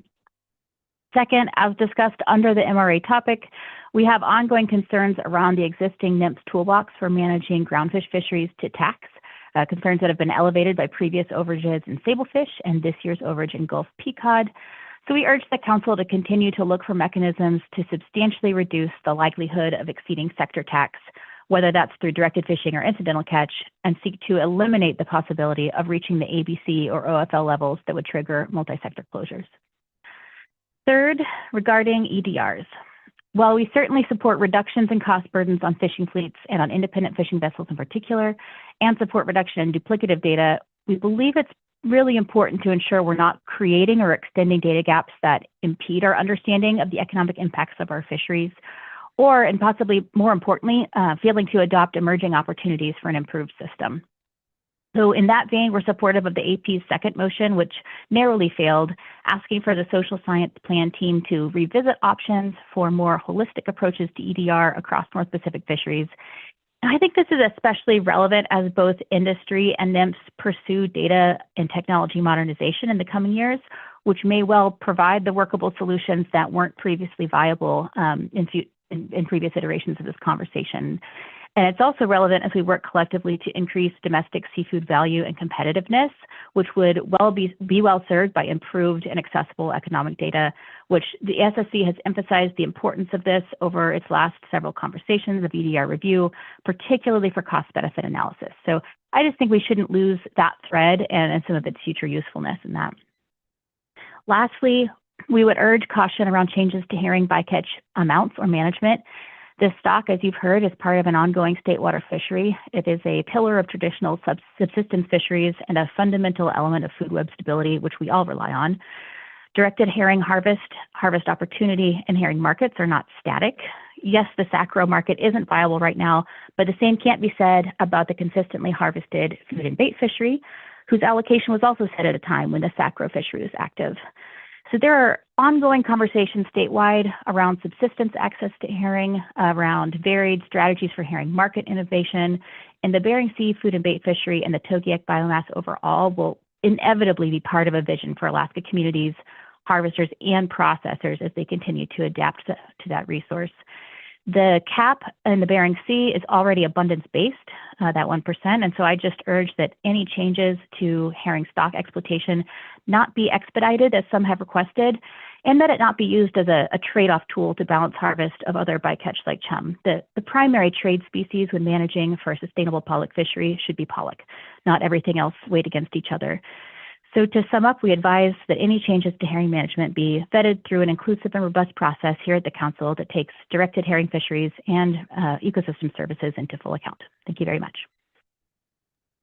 Thank you very much for your testimony. See if there are any questions. Yes, Ms. Cohen.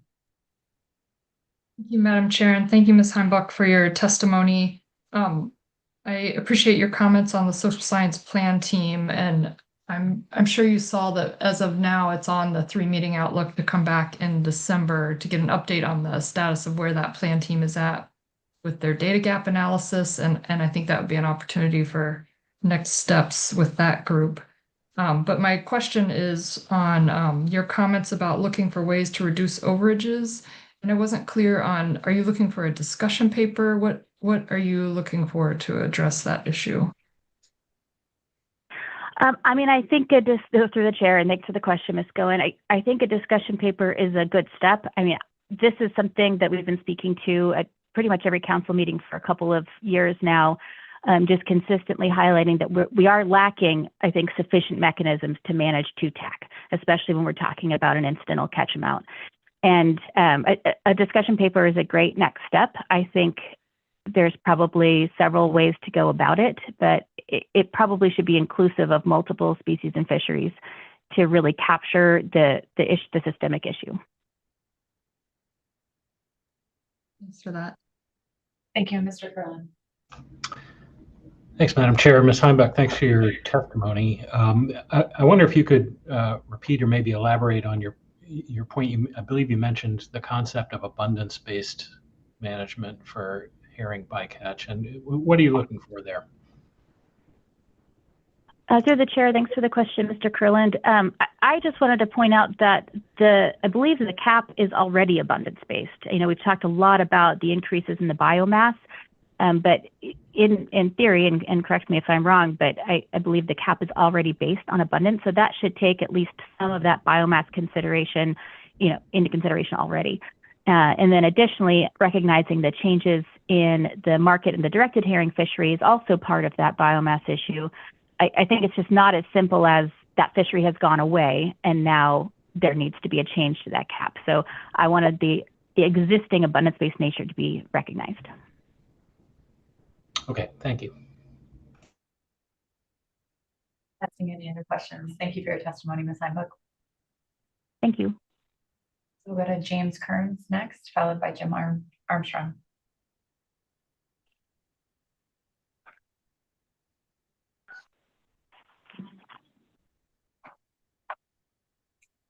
Hello. Hello, good morning. Hi. You can hear me okay? We can, yes. Perfect. Yeah, hello, my name is James Kearns. I've testified a number of times before, and I'm always talking about recreational halibut fishery. And but first, I wanted to just tell you all that I really appreciate the time and energy that y'all put in. This is an amazing job you do with an incredible workload, and I'm always amazed that you can do it and all the different stakeholders and try to work with it all. It's pretty amazing. So hats off to all of you that do this.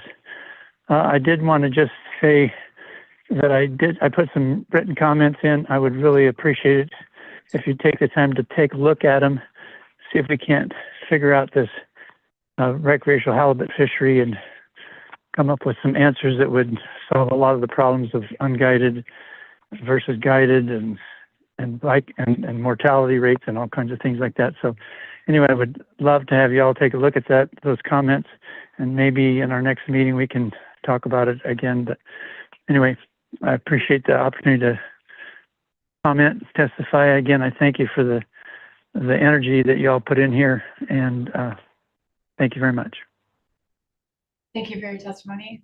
Let me see if there are any questions. Yes, Mr. Ritchie. Thank you, Madam Chair. Thank you, Mr. Kearns, for your testimony and for the comment letter. I did read that and have engaged with you before at the Charter Management Committee a few times. I think actually in conversations I've had with some stakeholders regarding regulatory measures within the charter fleets and things, I think that some of your ideas that you brought before have actually gained a little bit of traction and maybe have a little more inertia. So I was wondering if you were planning to call in this year and provide testimony to the Charter Management Committee that's happening on October 23rd, and if you've gotten the email or any notification about that yet. Through the chair, Mr. Ritchie, no, I didn't see that, but it might have been just an oversight on my part. But I definitely am planning on calling into that and being there. So thank you so much. Appreciate those comments. Great. Yeah. I'll be there. I think I have your email somewhere here, so I'll try to dig up your email and send you a link as soon as I can get it. Thank you. Yeah, it's jim@fairweatheradventures.net, if that helps. So, okay, thank you so much. Thank you for your testimony. Next up is Jim Armstrong, followed by Chris Woodley. I'm here. Can you hear me, Madam Chairman? Yes, we can. Good morning. Thank you, Madam Chair, members of the council. Jim Armstrong, testifying on behalf of myself. Just a couple quick thoughts from me. Number one, I want to publicly acknowledge the extraordinarily high quality of the Greenland turbot stock assessment. The thoroughness and clarity of the work by Dr. Megan Bryan really stands out every time she presents her work. And she's contending with an incredibly difficult assessment, limited data, and the loss of the slope survey, and somehow has managed to synthesize all that into a clear set of explanatory scenarios that so that the expert opinion on the plan team and especially the SSC can draw the most reasonable conclusions about the state of the stock. The reason I'm acknowledging that is last December I went on a bit of a rant at the public testimony table on turbot. Whatever points I had to make, I think were clouded by the tone of my comments that may have come across as questioning the quality of the work. Probably not by the author, but maybe about the SSC. You hear a lot of public testimony, so maybe you remember that, maybe you don't. But this year, reviewing the assessment and listening to the SSC review just reminded me of the high standards and dedication and talent of the people involved. And I just feel compelled to acknowledge that, to apologize to the council and SSC for the tone of my testimony, and also Bill Dwight if he's listening. Number two, speaking of people with high standards and professionalism, I'll add my goodbyes to Dave Witherell. Not really goodbye because we live about a mile apart in Anchorage, so hope to see him in town. David is absolutely one of the fairest people I've ever worked for. I'm sure he gave me more second chances than I really want to know about. I think it's a shame that after 33 years, the last council meeting is virtual. I think everyone by now hates these virtual meetings, and if anyone loves a council party, it's David. But so I'm glad one is being planned. I was gonna request one, but very glad one's being planned. David, you made a huge difference, giving me the opportunity that led to the amazing adventure my life has become, and I'm forever thankful to you for that. So I'll see you on the water, my friend. That's it for me. Thank you. Thank you for your testimony, Mr. Armstrong. See if there are any questions. Just note that Mr. Witherall was shaking his head no as far as his interest in a party, but force him to do so. So that brings us to Chris Woodley, followed by Heather McCarty and Mateo Passel. Good morning, Madam Chair. Do you have me okay? Yes, we do. Yeah, okay, great. So good morning, Madam Chair, members of the council. My name is Chris Woodley, and I'm the Executive Director of Brown Fish Forum. I first wanted to take a minute to recognize Dave Witherell for his decades of service to the North Pacific Fishery Management Council. I first met Dave when I was a young lieutenant in the Coast Guard back in the mid-1990s who was interested in learning more about fishery management. I've always appreciated his willingness to meet with and welcome new people into the process. And thanks, Dave, for welcoming me into the tent. We will all miss his leadership and commitment to our process. And I'm hoping that Ms. Evans will be able to track down many, many more pictures rated PG-13 if you have them before the December meeting. Dave, we wish you fair winds and following seas and the best of luck to you in retirement. So now on to staff tasking. Just want to say we appreciated the inclusion of the cost recovery update early this meeting, and we're pleased to see the agency effort to consistently capture and verify cost recovery effort across the various NOAA partner agencies. I noted that NOAA is scheduled to make their annual cost recovery report at the February council meeting, but we would ask, if possible, recognizing the tremendous load that NOAA is currently under workload-wise, for another simple cost recovery update as part of the NOAA management report in December. I think that a short update would be helpful instead of having to wait until February. As you may recall, earlier this year, 14 industry groups submitted a joint letter to the council, which made specific requests to make important reforms and increase the transparency to the cost recovery process.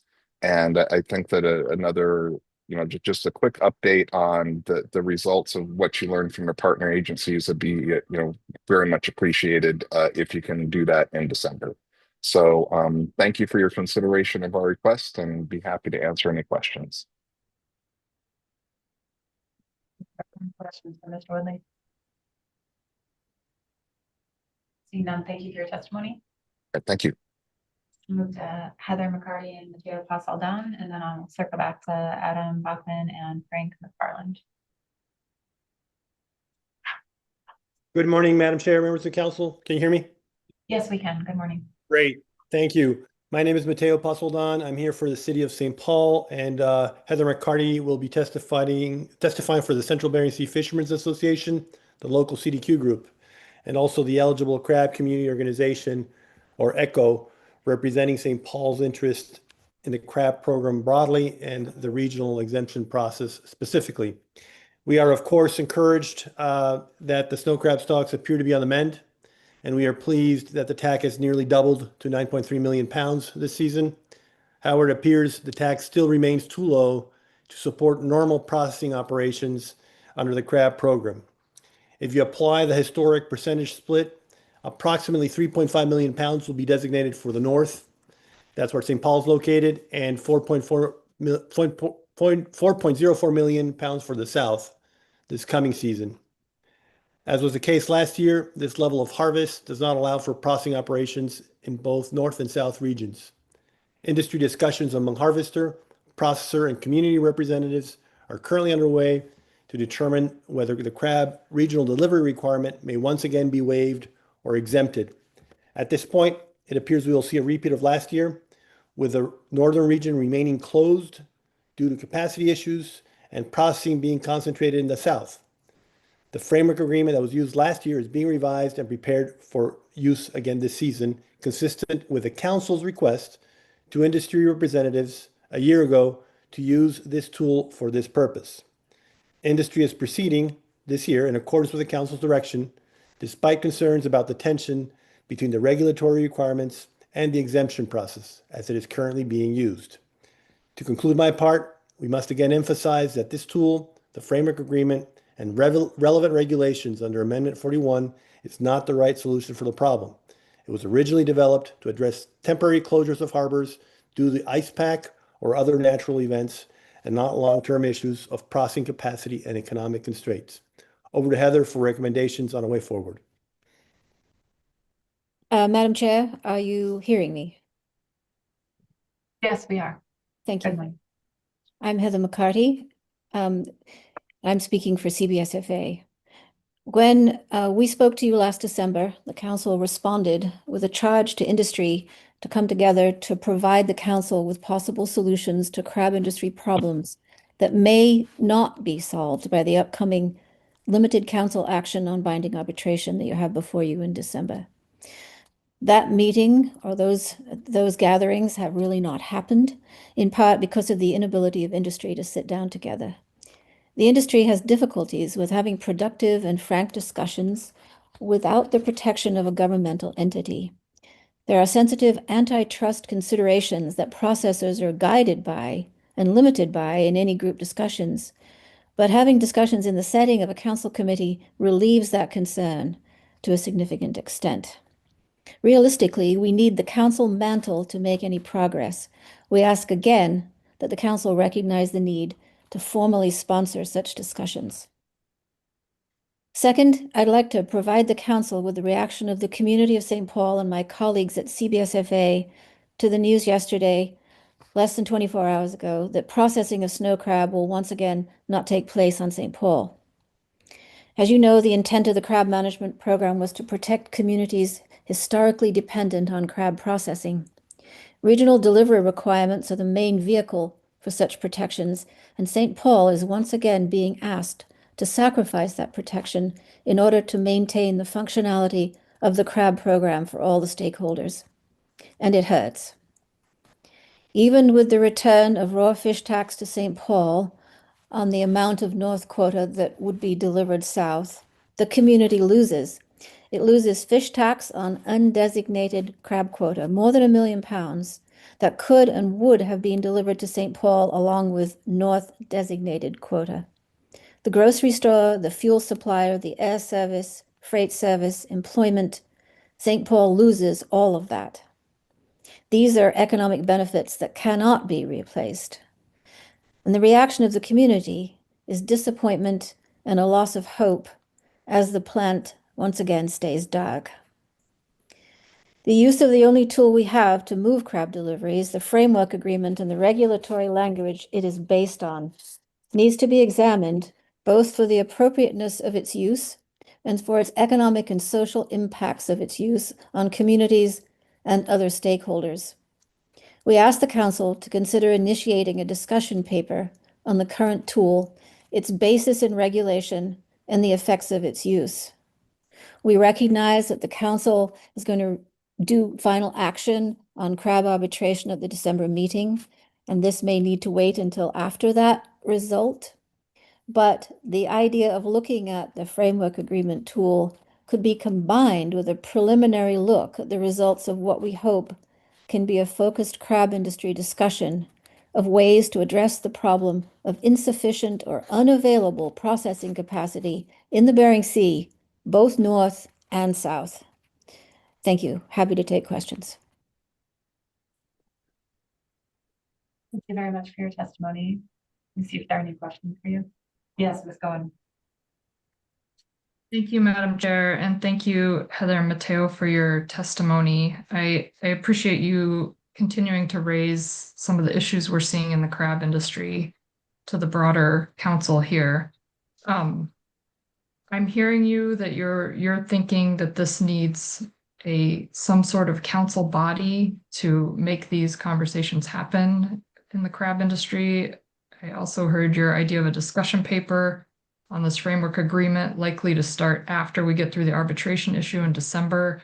I'm wondering if you envision this council body, working group, whatever it ends up being, or whatever you recommend. Do you recommend that group discussing this discussion paper idea more first? And if there are any other ideas that might make sense with it, or can you flesh out a little bit more of what you're thinking? Madam Chair, Ms. Goen, yes, I think you've pretty much captured it, and I appreciate that. We appreciate that. We know that we've got a ball in the air, at least with the binding arbitration action. As you know, and as we've told this council, along with others, we didn't believe that action is enough. We don't think that it went far enough, and several people, in addition to us, testified to that. It's a start, and it's a good thing to do, but we're not sure that it's going to solve the actual real world problems that we have.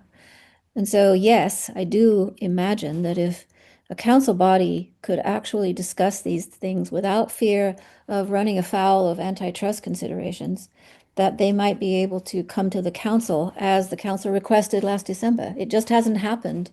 And it's probably for a variety of reasons. One is this whole antitrust concern. One is perhaps the concern of the whole industry in trying to make it and trying to stay operational and functional under the current conditions. So there's a lot happening, and much of it is not good. So yes, if we could have this mantle of protection that a governmental entity can provide, it would be, I think, more fruitful. The discussions could be more fruitful. So yes, and then you get the results of what you guys end up doing on binding arbitration, and then we have a clearer picture, perhaps, of what that did and what it didn't do, and we can go from there. Mrs. Goen, Madam Chair, I'd like to remind you and the council that back in the 2000s, the council did set up a crab industry committee. It was chaired by a council member and staffed by Mark Fina. We don't necessarily need that level of involvement, but it was that committee that actually developed the framework agreement and the accompanying regulations that we're concerned about now, as well as many other aspects of the crab program. And we've made a lot of progress, but that governmental mantle gave us a level of protection on some of the sensitive issues and as well as guidance on a way forward. I think that is very helpful. What we're really trying to do is avoid a problem that will later blow up in the council's face or in our faces. And I think we're trying to be proactive in avoiding that. Also, just to add that I think there's broad recognition among the industry that the framework agreement needs to be modified significantly to fit its current use for the current set of processing capacity problems. And you can say, well, why don't you guys go ahead and do that? Well, the problem is that the framework agreement is underpinned by the regulations in Amendment 41 of the Crab Rationalization Program. Those regulations are very much focused, centered on ice events, natural events, and the framework agreement. The current one reflects that. And so they're both tied at the hip, and so you can't really do one without the other. And so it'll require some level of council or agency involvement at some point. Yeah, Madam Chair, let the record show that I'm nodding in agreement on behalf of CBSFA with what Mateo has said. Thank you. Looks like we have a couple more questions. Mr. Kerlin and Ms. Kimball. Thanks, Madam Chair, and thanks to you both for your testimony. And actually, I appreciate the last follow-up comments there, because that's exactly what I was going to ask about.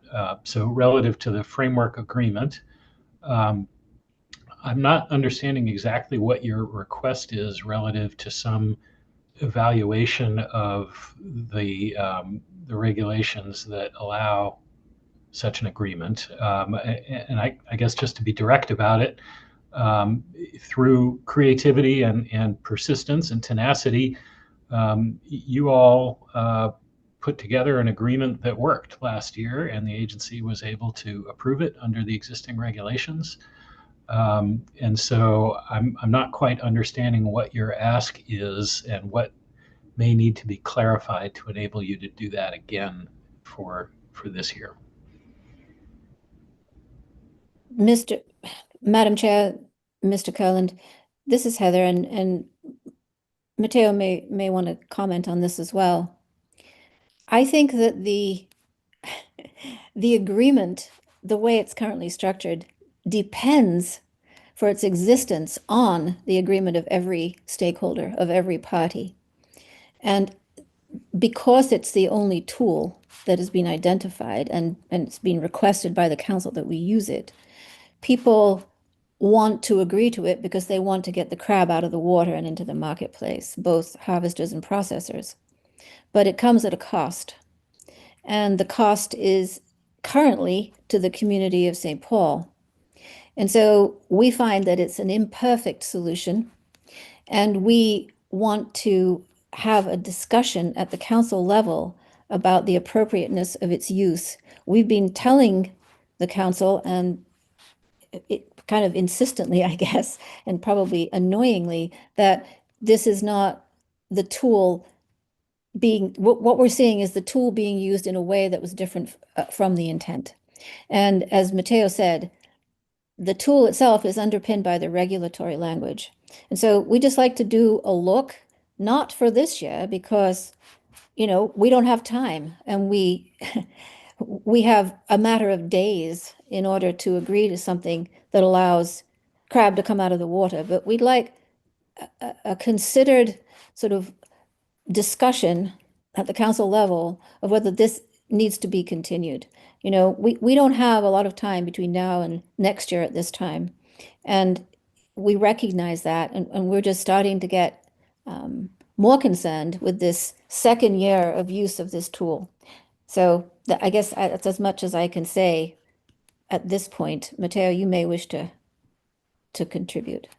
I would agree with that. You know, there was an interest on everybody's part to make this imperfect tool work. But going forward, to the extent that other, you know, it's real easy when there's ice in a harbor and the island is surrounded by ice to point to the problem and say, oh yeah, we can't deliver and we can't process. The harbor is shut. That's real clear to people, and there's an understanding there that Mother Nature has intervened, and you know, we got to look at de-regionalizing to make the fishery happen. And then Mother Nature, a few weeks later, will defreeze and things will go back to normal, and we'll do our compensatory deliveries and other fulfill other provisions that are in the framework agreement. In this case, what is you know, what are the considerations that are keeping you know, are allow capacity to happen or not, are in a sense more subjective, and I think potentially could raise concerns in the future from participants in this fishery that have perhaps other preferences as to where they need to you know, pursue business. And so anyway, I think there's a lot to discuss here, and maybe it's not, we don't have enough time to discuss it here, but you know, I think it'd be worthwhile having a more in-depth discussion with people about this, and we could potentially do that at the December meeting, since it is too late at this stage to do something different. Yes. So what we want to talk about is whether the use of the framework agreement to allow the fishery to proceed adheres to the tenets of the crab management program, which include the protection of crab-dependent communities. Okay, thank you. Thank you. It looks like we have one more question, Ms. Kimball. Thank you. Thank you for your testimony. I have two questions. I guess I really feel like I'm missing something in the testimony, given that it sounds like you're asking for the council to get involved in figuring out whether the framework agreement is being used properly, but NIMS is already approving a previous framework agreement, and it's the only tool we have to ensure some benefits come north. So I'm just confused on why you would want the council involved in questioning the use of that tool. If there's a brief response to that, I would appreciate it, because I feel like I'm missing a main point. Madam Chair, Ms. Kimball, the fact that it's the only tool is why it's being used. It may or may not be the best tool. And we don't know whether industry itself has the authority to determine that. It's a council question. It's a management question. We're grateful for NIMS's ability to grant these exemptions at the moment, but if this were to continue sort of indefinitely, we begin to be concerned about whether the use of this tool, the way it's being used, is serving the interests of our community and maybe others if the shoe was on the other foot, and whether it can be made better, whether there are better tools. And yes, we believe that in order to have those discussions, well, those discussions have to take place in a governmental setting. They cannot be just had by participants in the industry because of the strictures that we have. Okay, thank you.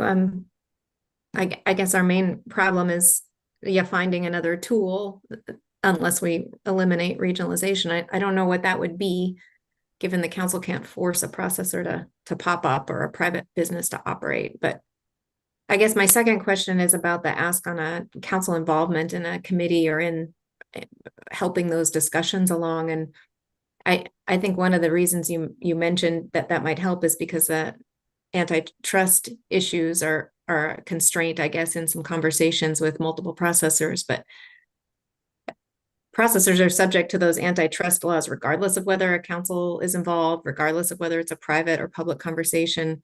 So I'm missing the kind of the main advantage, I guess, of getting the council involved in those negotiations when we're really on a slow track for meeting times, as opposed to what private industry can do on the side. Madam Chair, Ms. Kimball, and again, Motio, jump in. I understand, and it would be great if we could have discussions with all sectors in a kind of a cooperative way. And we're trying, but it hasn't happened. And so trying to analyze why it hasn't happened, you keep coming back to these concerns that, we all share. CBSFA has processor quota, harvester quota, and also serves the community. So we understand those issues. And back in the day when we had the crab committee that Mateo's referred to, those concerns were able to be set aside because we were advised back then, and it may or may not be true, as you point out, I suppose, but we were told that when it's under the mantle of a governmentally appointed or the authority of the council in this case, or maybe in the case of the state, it would be something different like the Board of Fish or whatever, that those discussions are a little bit less constrained. And that's what we were told at that time. And so I've long held that thought. And if it's not true, I apologize, but that's how we've been thinking about the possibility of having a similar conversation. Okay, thanks for that background. I appreciate it. Thank you both. I'm not seeing any other questions at this point. So we circle back to Adam Boakman, followed by Frank McFarland.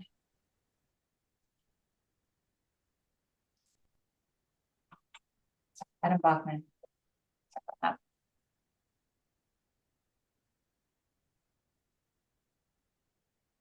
You hear me?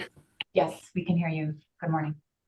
Fantastic. Sorry about my internet issues this morning. I appreciate the call back.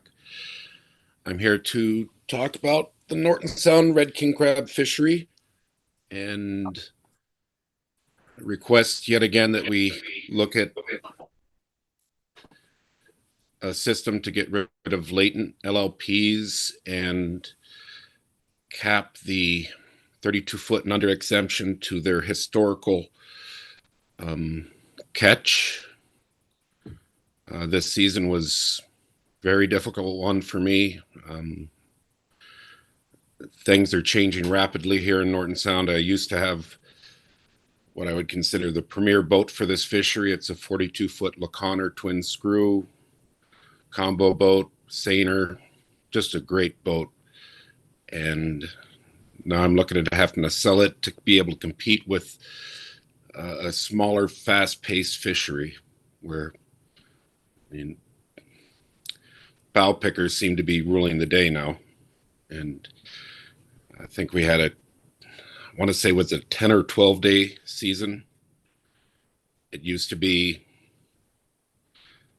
month to 2 months when I first started. We used to have halibut up here. That seems to be a thing of the past. And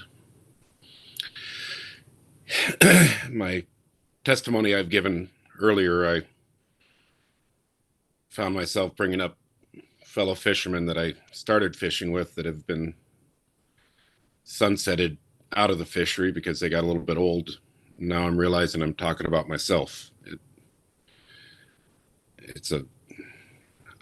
At dang near 60, I'm finding myself being outperformed by younger fishermen and faster boats. And it's, after 30 plus years, it's starting to feel like I need to hang up my hat or be foolish and reinvest into a faster platform. And anyways, I really hope that you guys can find what I consider an answer to a problem here in Norton Sound.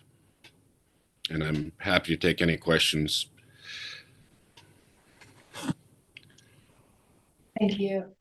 Thank you very much for your testimony. Let's see if there are any questions. Ms. Kimball. Thank you, Mr. Bachman. I wanted to understand, because we've had some previous testimony on this, whether, you support eliminating latent licenses, like licenses that haven't been active at all, or whether you are trying to do something more restrictive than that in terms of eliminating licenses that have been active in the fishery. A little bit of history. When when Norton Sound LLPs came up, they are based on, I would estimate, 25 boats, and an outcry from the public said, hey, we really want to be part of this fishery. If we delivered on one of those 25 boats, can we have an LLP too? The council was very generous and said yes. And what I've stated in the past is, I think this was 12 years ago plus, I said, if you haven't delivered a crab in the last 5 years, you really didn't want to be part of this fishery. And so we have way too many LLPs for this fishery. And I believe that if they're inactive or have been inactive over a big chunk of years, they should be removed. It's a hard decision, but it would help stabilize this fishery that just isn't feeling very stable at all. And another thing that, I heard this summer is, well, we only have 30 boats in the fishery. And that's pretty much steady the way it's been always. But when we have some good years, we get some young guns or just, people going, holy smokes, you heard about that guy? He made $250,000 in 10 days. I want to do that. And when we get somebody new, and if they're good, it pushes somebody that's been established and put a lot of time into this fishery out of the fishery. So if we had a limited number of LLPs that reflect what this fishery can support, that would be a heck of a starting place. And the other loophole, not really a loophole, but the 32-foot and under exemption is unlimited. We could have 1,000 boats show up next season.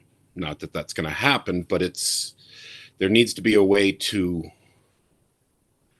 limit that participation. And what I've suggested is that we look at their 10-year average of what they've taken and say, okay, you guys end up with 15% of the fishery or 10%, whatever it is. And that still allows them to participate, but does not leave that door wide open to add to the race to fish, I suppose.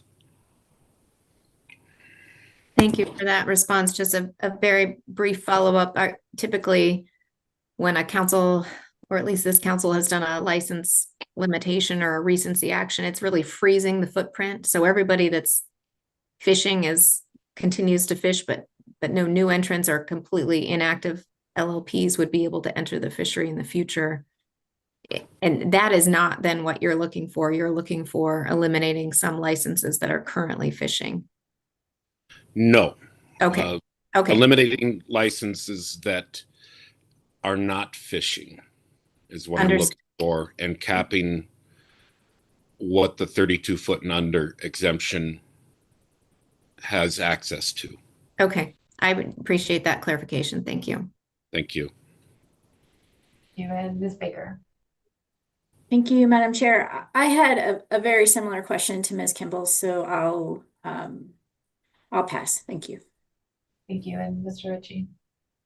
Thank you, Madam Chair, and thank you for your testimony. I'm kind of unfamiliar about your fishery. Hoping to learn more in the future, but I'm wondering if you're seeing more entry via people getting into the LLPs and transfers there, or if you're seeing more entry into the fishery in that under 32-foot category. It's a combination of both. I'm not on top of it as much as I used to be, but I would think that we've seen a couple LLPs being put on boats to participate in a fishery recently, and I know of a couple guys that fit underneath that 32-foot exemption. And since I first brought this to the council, that was ages ago, I know several LLPs were purchased and put on boats to be part of the fishery. I'd say 4 or 5. Thank you very much for the question, by the way. Thank you. Thank you. I'm not seeing any other questions. Thank you for your testimony. Again, I really appreciate you guys. I listen to these testimonies and I'm going, wow, I don't even know if they understand me, because everybody seems to articulate so well. And if I got you scratching your heads, I appreciate your patience. Yeah, I think your testimony was very clear. I appreciate it. Thank you very much. Okay. Frank McFarland is not online, so that'll conclude our public testimony on staff asking. Let's take our mid-morning, late morning break, come back at 11:05 and see if the council would like to take action.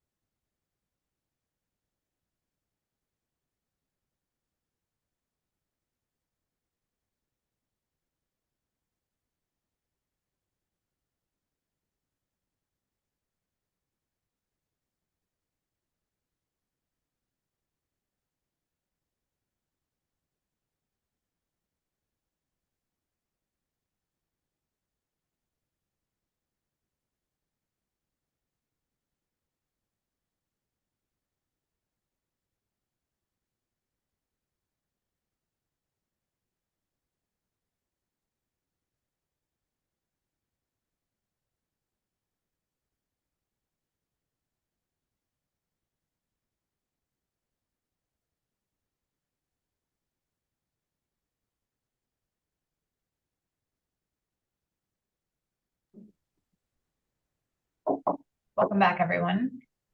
So we are nearing the end of our meeting here. We just finished public testimony on staff tasking. I know that council members flagged a number of issues that they would like to address before we conclude. So I'll open up the floor for motions. Ms. Baker. Thank you, Madam Chair. I have a motion on herring PSC management that has been sent and received by council staff. I'll wait for that to post. Thank you. The council adopts the following purpose and need statement and alternatives for analysis. Purpose and need. Pacific herring bycatch in the BSAI groundfish trawl fisheries is managed by time and fixed area closures, herring savings areas, based on herring migration data from the 1980s. Herring savings area closures are triggered if the abundance-based prohibited species catch or PSC limit is reached. In recent years, pollock fishery participants have encountered herring at different rates, times, and locations than historically occurred, and these changes have constrained the fleet's ability to meet requirements to minimize salmon bycatch in the pollock fisheries. Based on changing conditions in the Bering Sea, the council is considering a minor revision to the herring PSC limit, which is currently 1% of the estimated mature herring biomass. The revision is intended to maintain herring conservation objectives.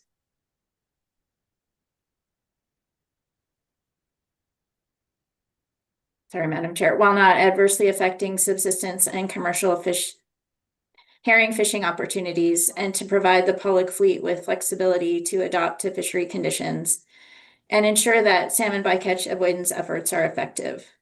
The council does not intend to modify the fixed closures, herring savings areas at this time. Alternative 1 is the status quo. Alternative 2, set the Bering Sea herring PSC limit at option 1, 2%, option 2, 3% of the estimated herring biomass of Pacific herring in the Eastern Bering Sea. And with a second, I'll speak to the motion. Second, Sakata. Thank you, Madam Chair. My apologies. I just, thank you. I did mention that I was going to bring up this issue in staff tasking. I'll note that it was in the council's response to the executive order during the B reports, because this is an issue that we have been hearing about for several years now. And really the most basic reason that I'm suggesting there is a need for action at this time is that we're hearing very specific instances in the pollock fishery where the fleet's having to prioritize herring avoidance and encountering higher rates of chum and sometimes Chinook salmon bycatch. And in my view, this is inconsistent with the state of Alaska conservation and management priorities at this point in time. And I think it's also not consistent with council priorities, given our strong focus on improving management of salmon bycatch in the pollock fisheries, particularly chum salmon bycatch. I think that it is important that we take focused action and timely action to provide some flexibility for the pollock fleet to adapt to the changing herring encounters that we're hearing about and ensure that they can prioritize salmon avoidance, as this council has clearly indicated that is a priority. And I think it's important to point out and be candid about what we know about the status of the herring stock. And I really appreciated the testimony that we received today, particularly pointing out that the current herring PSC management program for the BSAI trawl groundfish fisheries is abundance-based. The PSC limit is currently set at 1% of the estimated mature herring biomass. And so I recognize that what I'm suggesting here is an increase, evaluating an increase in that herring PSC limit. I think conditions have changed substantially, as I tried to highlight here in the purpose and need statement, and as were supported in the testimony that we heard, both in the B reports and here today, in terms of just the status of the herring stock, the information we have available with which to estimate the Eastern Bering Sea herring stock, and the fisheries that are occurring for those Eastern Bering Sea herring stocks. And I think if this motion moves forward and we go into analysis, I think it will be important that we take a look at all of the available information that we have about the herring stock. We heard some suggestions today in testimony in terms of ensuring we look at ecosystem status reports and other sources, trawl survey information. And so I would imagine that if an analysis moves forward, we will take a very close look at that, as we always do. I guess I just wanted to provide some contextual information in terms of, again, recognizing the herring PSC management is abundance-based, but just the scope of and scale of what we're looking at in terms of the Eastern Bering Sea herring stocks right now in 2025, the estimate that was provided to the council to establish the herring PSC limit, the estimate of Pacific herring mature biomass for spawning aggregations in the Eastern Bering Sea from ADF&G was 265,096 metric tons. When Amendment 16A implementing the current herring PSC limit was developed in 1990 by the council, that estimate for Pacific herring mature biomass in the Eastern Bering Sea was 83,406. So just to give you some context, because I recognize we have limited information in front of us. And so I also just wanted to highlight that in proposing that we move forward to take a look at modifying the Bering Sea herring limit, it is very clear in the purpose and need that it would be my intention not to negatively impact subsistence and commercial directed herring fisheries. I think we heard some very helpful testimony about that today, in terms of making sure that the council is clear on distinctions between the Togiak sac roe fishery that is the largest and for many years dominated herring removals in the Eastern Bering Sea, but there are other very important subsistence fisheries that we'll need to evaluate information on, and I think local and traditional knowledge will be particularly important there. And of course, fisheries like the Dutch harbor bait and food and bait fishery that we heard about. I wanted to speak a little bit to what I'm proposing, what options I'm proposing we evaluate for revising the PSC limit. I'm suggesting that we look at option 1, 2%, and option 3, 3%. And these, I looked back at the analysis that was done for the current herring PSC management program and noted that the council evaluated an up to 4% herring PSC limit at that time. And I felt like that evaluating 2% and 3% in this focused action really met the bar in terms of being a very limited potential revision to the herring PSC limit. And so I felt it was within the bounds of what the council originally considered, but also recognizing that, at least in my view, with the information we have in front of us, conditions have really changed in terms of herring encounters with the pollock fishery. And I felt those were reasonable potential modifications to look at. And finally, Madam Chair, I did want to address the process that I'm suggesting. I am making a motion to initiate analysis at this meeting. And I recognize that sometimes in many instances that the council would start with a discussion paper in this particular instance in order to flesh out alternatives and identify and fully flesh out the problem a little bit more. I really feel like this is not a new issue. We've been hearing about the challenges that the public fleet has been having with the trade-offs that we heard about between bycatch management and bycatch priorities in terms of herring and salmon.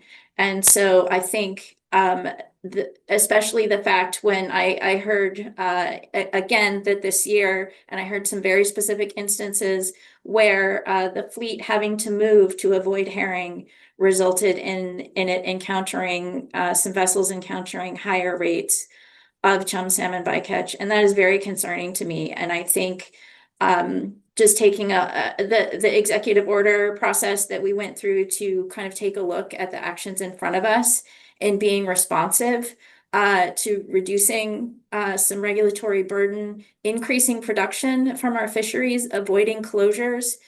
Those things are quite relevant to the herring issue that I'm proposing that we move forward with here.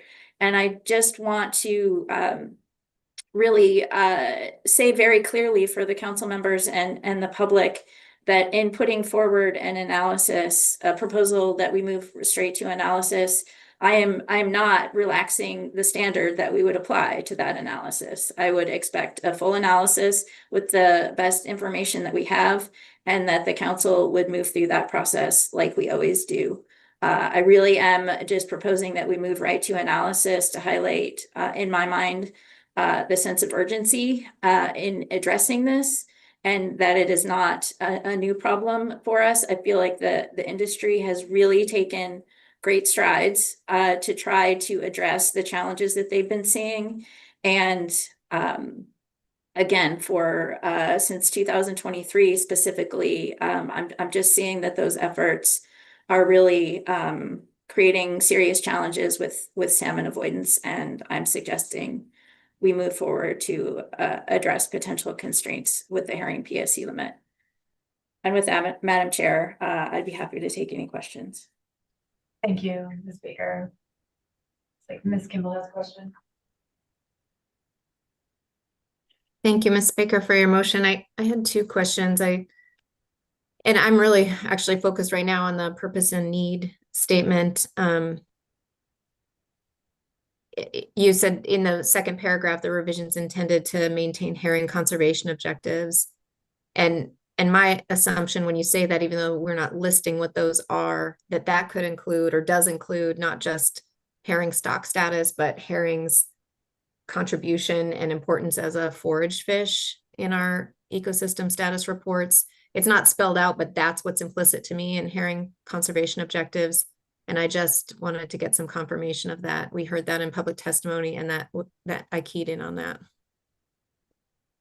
Thank you, Madam Chair, and Ms. Kimball for the question. Yes, I really appreciate you bringing up that point. I did hear that in testimony and agreed that would be an important factor for us to consider. I do consider it implicit in terms of maintaining herring conservation objectives, and I apologize. It would have been good to specifically include that, and I just did not do that. So thank you for that clarification, Ms. Kimball. Thank you. No, I think, we don't always spell out all of those things, but I wanted to hear your intent. So that is satisfactory to me. My second question is also in that sentence. We heard from folks that are already participating in the Dutch harbor fishery and clearly there is a Togiak fishery, the Sacro fishery, that's not occurring right now. I'm reading your sentence and while not adversely affecting subsistence and commercial herring fishing opportunities to mean current or future opportunities. I guess I just want to hear it plainly from you that there's no discounting of the importance of that commercial fishing opportunity, even if right now there aren't markets to support it. So if there is some nuance that I'm not getting, I'd like to understand that too. Thank you, Madam Chair. Thank you, Ms. Kimball. That absolutely is consistent with my intent. I really, again, appreciated the testimony today, pointing out that even though perhaps markets are not strong for the sacro product, that their fishermen are innovative and there may very well be potential future opportunity. And that is definitely within the intent of any potential revision to the herring PSC limit that we might look at here. I think it's very important for the council to maintain those opportunities for subsistence and commercial herring fishing. Thank you. Thank you. Thank you. And Ms. Vanderhoven. Thank you, Madam Chair. Thank you, Ms. Baker, for your motion. I really appreciate it. My question, this is a problem that seems to me there are probably a lot of different ways to skin the cat. And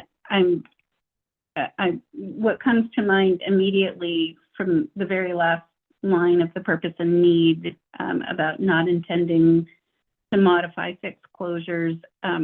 Fixed closures are something this council's been trying to get away from for a while and move into dynamic closures that are more responsive to shifting stocks in response to climate change and other factors. And so an approach like Amendment 84, like we did with salmon, is an option that immediately comes to my mind. I'm sure there are plenty of others. And you kind of spoke to it, but I guess my question comes down to, did you consider other approaches that the council might take to address the issue? And if yes, I guess kind of how and why did you end up coming down to this very narrow options for us to look at? Thanks. Thank you, Madam Chair. Thank you, Ms. Vanderhoven, for the question. I did consider more what might be considered more comprehensive approaches to address the problem than just looking at the herring PSC limit, and ended up proposing this very focused action because I think, as I mentioned earlier, I think there is a sense of urgency in terms of we have been seeing since 2020 very different interactions on the public fishing grounds with the fleet and herring. And I think it is very clearly resulting, like I said, in increased salmon bycatch relative to what it would be otherwise. And I'm also seeing that it can also have the effect of extending the seasons and some other follow-on actions that I think are really critical for us to address in as timely a manner as we can. And so while I agree, maybe there would be some merit in looking at a more comprehensive approach at this point, I am really focused on the urgency and the timeliness of this action, and really trying to provide a relief valve to these challenges that the public fleet is facing. Thank you. And Mr. Mueller, then Mr. Pamplin. Yeah, thank you, Madam Chair. Thank you, Ms. Baker, for the motion. Ms. Kimball asked my first question relative to your purpose and need relative to the second paragraph affecting subsistence and commercial herring fishery opportunities today and into the future. So I appreciate your clarification on that. I do have a question on the alternatives. Alternative 1 is status quo, which is 1%, and then you have 2 options under alternative 2. Is it safe for this council member to assume that there'll be this is a range from 1% to 3%, and we might see in the analysis the, maybe some data relative to 1.5%, 1.3, and so on and so forth? Is that intended to be a range, or are we looking at 1%, 2%, and 3% specifically, or is it a range? Thank you. Thank you, Madam Chair and Mr. Mueller, for that question. I think it is an important one. Our normal practice, and that was my intent in this motion, would be that the council can base decisions on the information in the analysis. And so if this motion passes and we are looking at options of 2% and 3%, I think the analysis going forward would have information available to enable to the council to pick something in between the status quo 1% and option 2, 3%, if that's what moves forward. That would be my understanding. Thank you.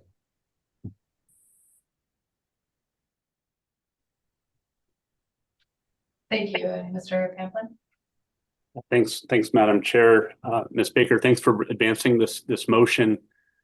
I certainly understand the trade-offs that we're trying to strive for here, and also appreciate the sense of urgency that's causing us to react. I note that we do have a potential knob that we're going to turn in February with the chum bycatch issue and the timing of the winter savings area. I guess my question here is kind of builds on what Mr. Moeller just asked. I like what you said about the size of the current stock relative to the stock when the PSC limit first went into effect, and how those different limits were evaluated, including up towards a 4%. In a very quick scramble and looking at the chum EIS as well as a Google search on past PSC limits from 2011 to 2023, it looks like the limit was exceeded twice. One year in 2012, it went up to 135%, so 1.3% basically, instead of 1%. And in 2020, it was at 161% of the limit, so 1.6%.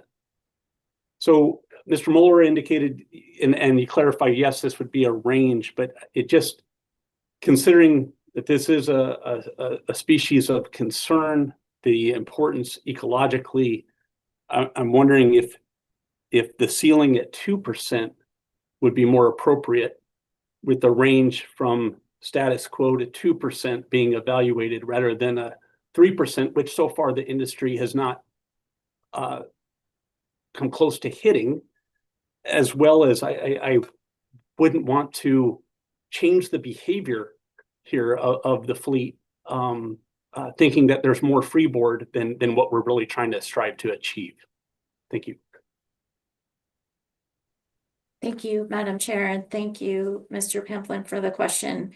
All really good points. And I did also look at the herring PSC attainment data that you cited, and I would note that because of the government shutdown and because we're not done with the fishing year yet, we don't know what the herring PSC attainment will be for 2025. And I'm also, so I had that in mind. I also just am really concerned about the pretty dramatic changes that we keep hearing about year after year in terms of herring on the grounds. And so really agree with you that we want to be very careful and very cautious, as we heard in testimony. I couldn't agree with that more in terms of evaluating potential increases in the herring PSC limit. But I just thought for full analytical purposes, I was a little concerned that just setting the high end at 2% might potentially be constraining at some point, again, not knowing what the final numbers are for 2025. And I thought, just again, for full analytical information to help us make good decisions, I thought we should include 3% as an option because it was still below, again, what the council initially considered in Amendment 16A. Thank you. Thank you, and Ms. Goen. Thank you, Madam Chair, and thank you, Ms. Baker, for your motion. My question is what you envision in the analysis for this. I've heard conversation about trade-offs between herring PSC and salmon PSC, but I'm curious if you envision that the analysis would look at the trade-off between how this analysis might shift the incentives in the pollock industry and the trade-offs between all PSC species, so salmon, crab, halibut, and herring. Do you envision that to be analyzed in the analysis? Thank you, Madam Chair. Thank you, Ms. Goen. I would envision, yes, that would be the normal part of any impacts analysis that we would look at in terms of fishery behavior in response to management changes. And so the short answer for that is yes. Thank you.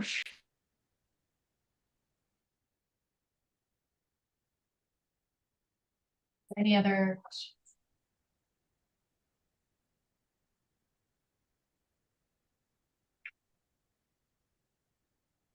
Any amendments?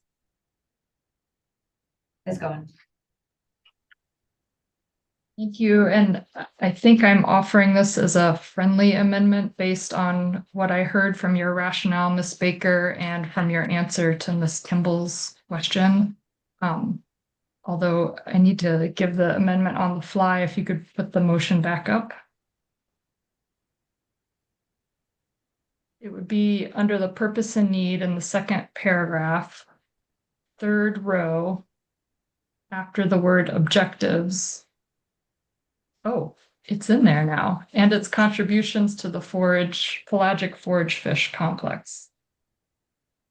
That would be the language I suggest to be added to the motion. And with the second, I can speak to it. Second. Thank you. Second. I think we've heard the rationale earlier. We heard this in public testimony, just making sure that we're keeping that ecosystem lens, because herring has an important role here as a forage fish as well. So just making sure we're keeping that on the radar.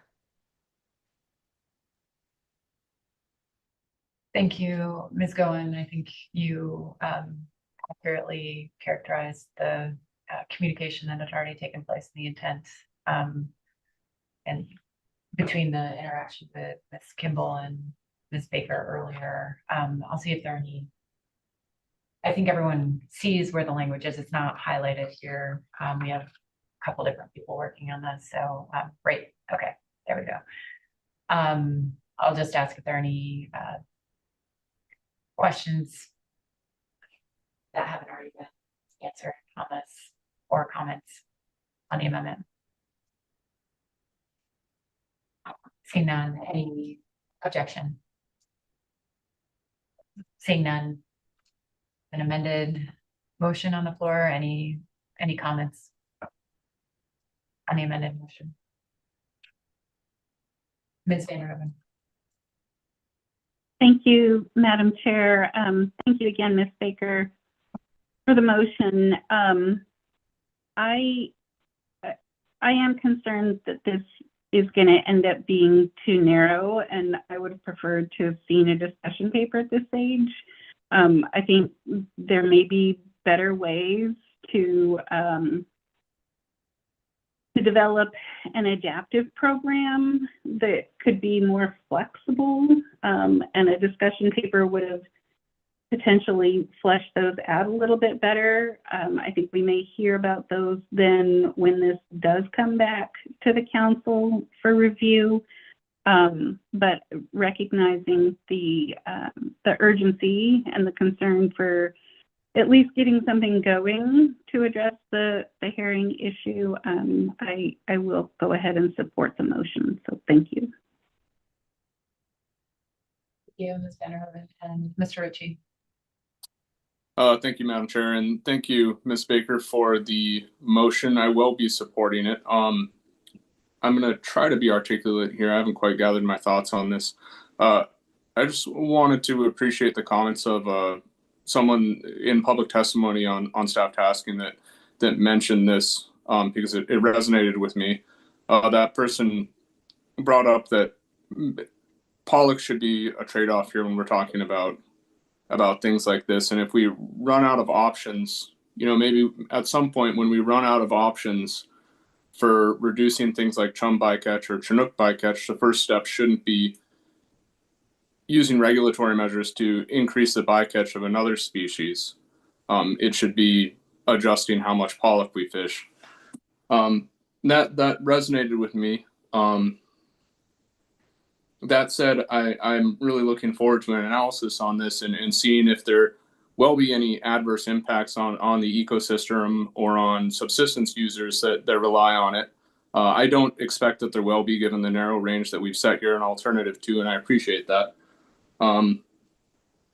Yeah, I also thinking on it, I'm reminded of my AP days. I worked on catch share plan negotiations for the halibut catch share plan.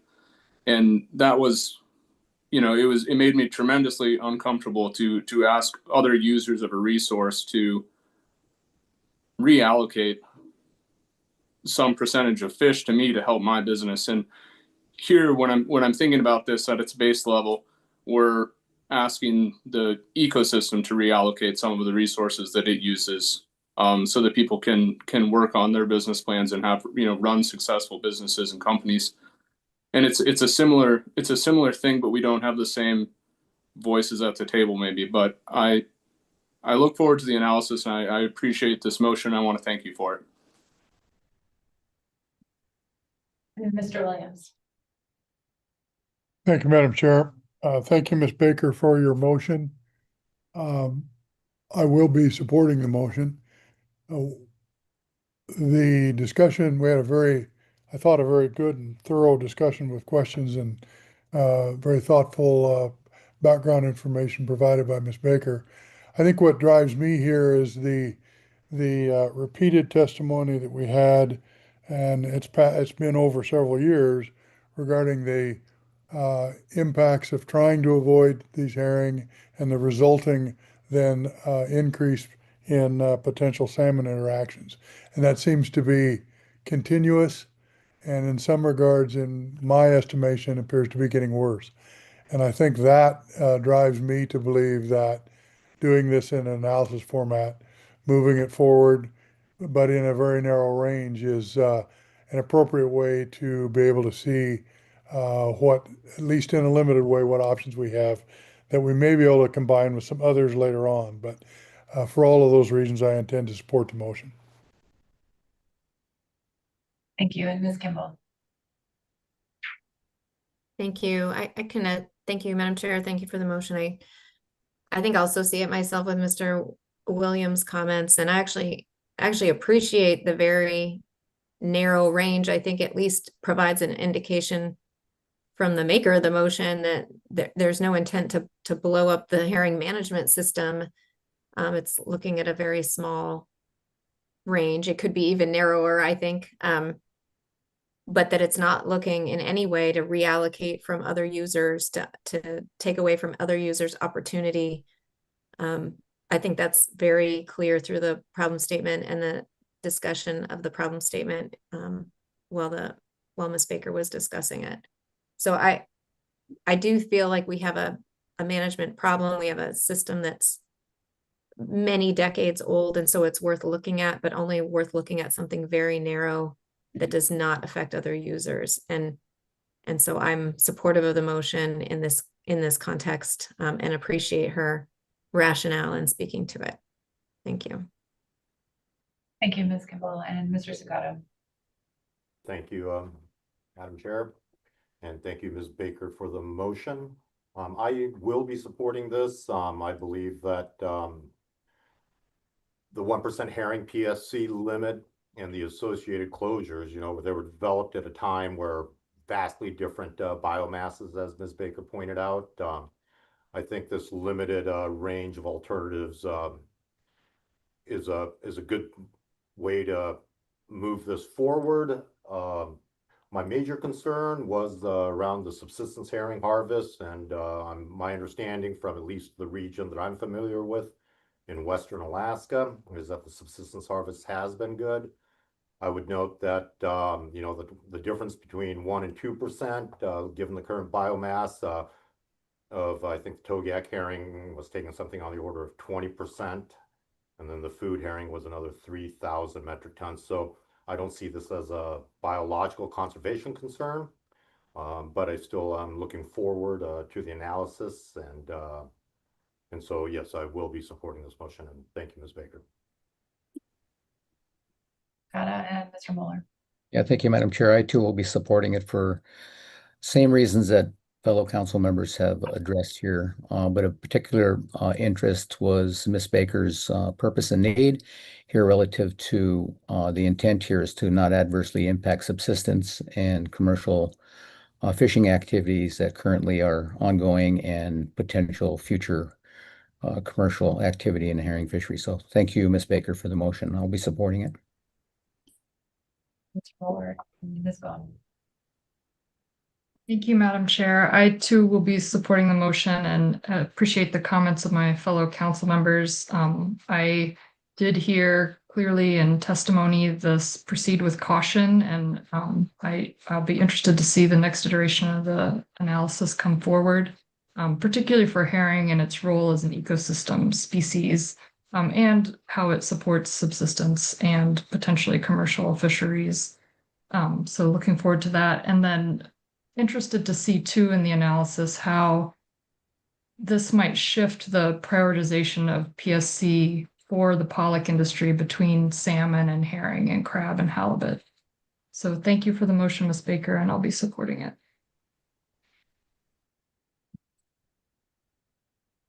Any final comments from council members? Okay. Seeing none, really appreciate your work on this, Ms. Baker. Now I'll ask if there's any objection from council. Seeing none, that motion passes without objection.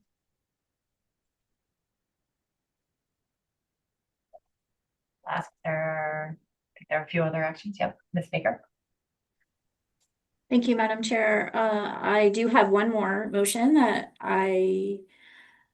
staff have already received. This is the record keeping and reporting that I mentioned earlier. I'll wait for that to post.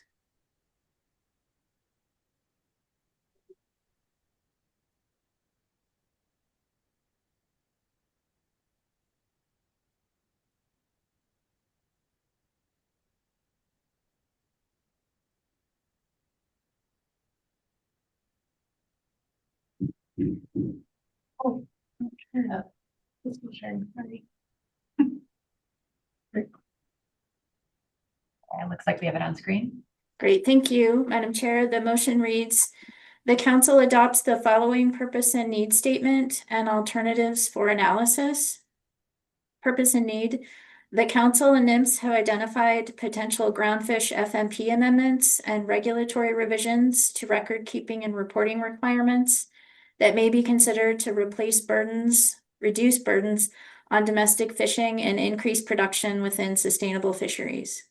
The council is also considering amending the BSAI and GOA groundfish FMPs to provide additional clarification on its intent for NMFS to use MSA Section 305D authority to take future actions.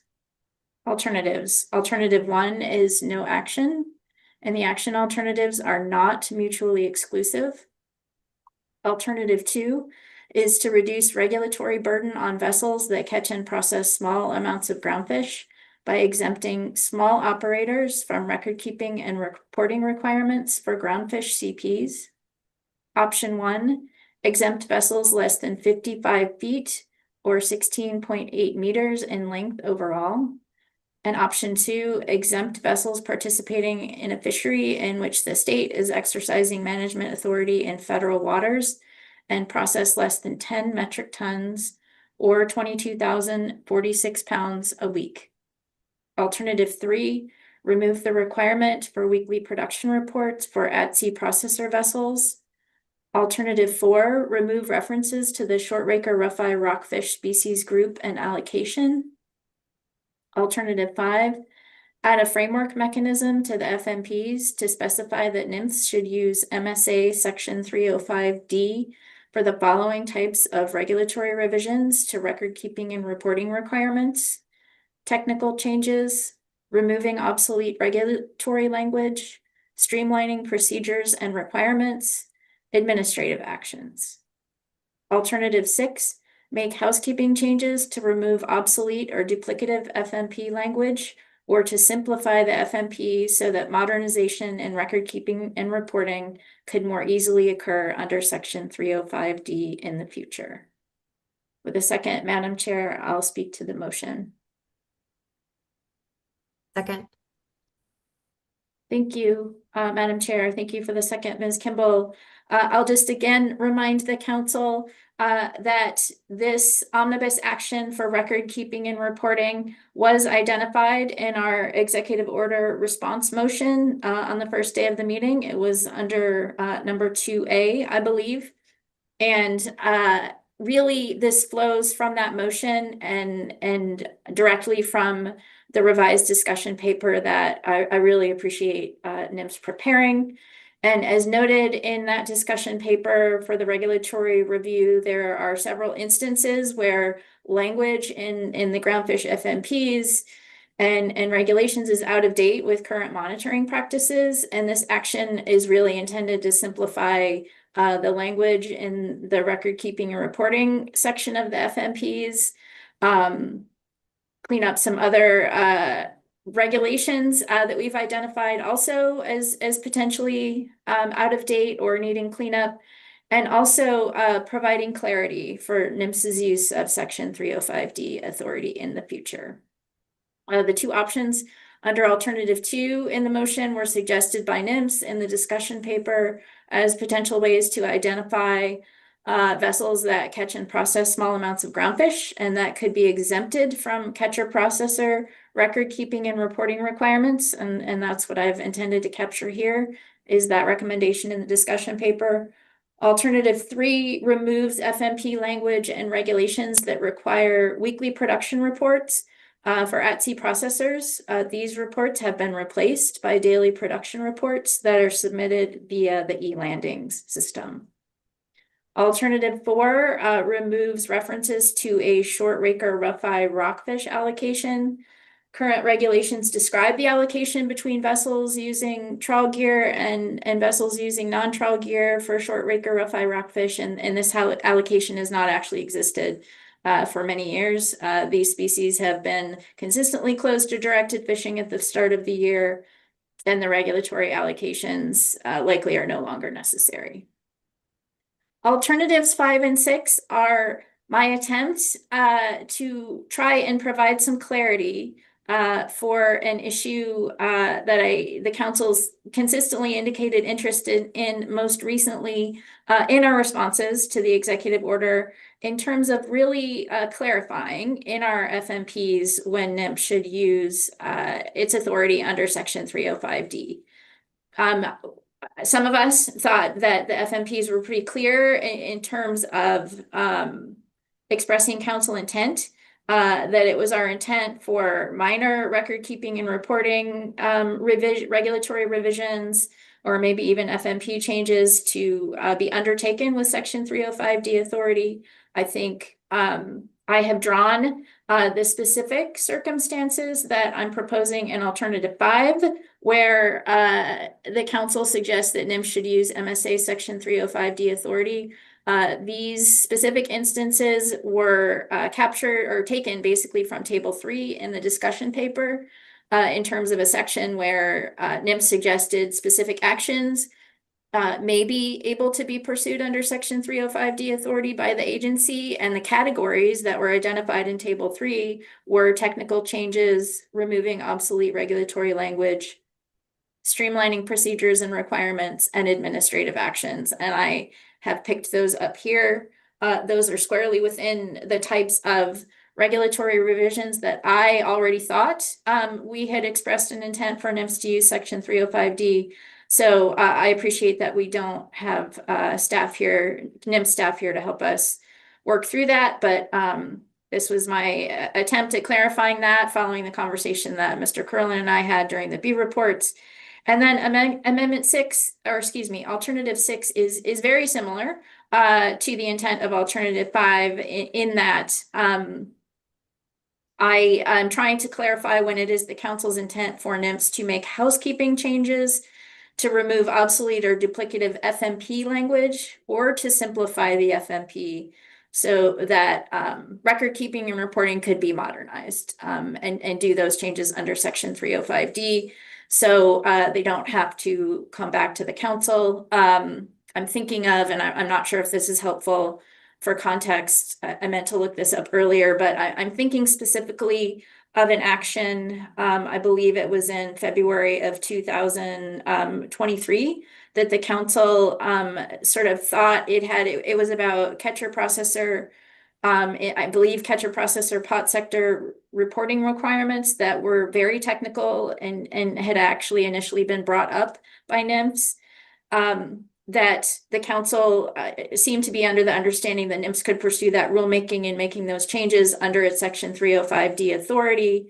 But then in February 2023, we learned that action needed to come in front of the council. And so just, it is really, that's a very specific example of what I'm trying to address in terms of clarifying intent. So we can try to help ourselves and the agency in that regard. Happy to answer any questions, Madam Chair. Thank you, Ms. Baker. So Ms. Kimball has a question. Thank you, Ms. Baker, for the motion, and thank you for that example. I guess I just wanted to verify that, and maybe that's not a question for you, but for the agency, for Mr. Curlin, that example that you provided would then be covered under your bullets in alternative 5. Do we have some confirmation that that covers that type of example? Because I think it's the best one that we have about something we thought was fairly minor that could be covered in secretarial authority. Thank you, It is my intent to cover it in this motion, Ms. Kimball. I do not have confirmation if this indeed accomplishes that. Thank you, Ms. Baker and Mr. Curlin. Thanks, Madam Chair. So I can't answer specifically about that action. Had this alternative been implemented, could we have implemented that action without needing to bring it back to the council? But I gather that's exactly Ms. Baker's intent, and certainly the agency supports that kind of clarification. And my expectation would be, if this motion passes, the analysis goes forward, that we'd have additional description in the analysis to try to elucidate more about what types of things could be covered using this authority. Thank you for those responses. My second question through the chair was about just corrections to regulations. Like, we identified some of those through our EO motion. Would corrections to regulations be included in alternative 5 under technical changes, or do we need to call that out as well? And that's either a question for Ms. Baker or Mr. Curlin. Ms. Baker. Yeah, thank you, Madam Chair, and thank you, Ms. Kimball. The way that I read the discussion paper, I inferred that corrections would be included within technical changes, but if that's not the case, I guess now that we're getting down to brass tacks, if that's not the case, it might be helpful to be really clear about it. That's a good point. Okay, Mr. Curlin. Madam Chair, I think we have the opportunity to clarify these things moving forward. I don't know that we need to account for every specific circumstance here. I certainly have no objection to that clarification about corrections being within the scope here, but I guess in general, my thought on alternatives 5 and 6 is that there's more nuance here that staff will likely flesh out and bring back to the council to verify council's intent of the scope. And if the council needs to clarify some of those things at initial review, the council could do that. Thanks for that response. I feel like that we will get to see whether we're kind of making progress or doing anything over and above status quo in the first analysis. But I guess I'd just like to have everything covered that we possibly can for the first draft. But thanks for the response. Thank you, April, Mr. Curlin. Any other questions?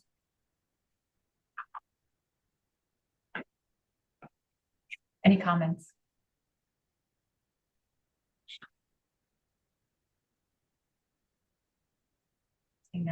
Thank you for your efforts on this, Ms. Baker, and for circling back on our fee report discussion. Okay. Any objection to the motion? Seeing none, that motion passes without objection. So I am reluctant to push on through lunch since we have still a few things on our list here to discuss. So let's break, come back at 1:25 and resume our discussion on tasking. Thank you.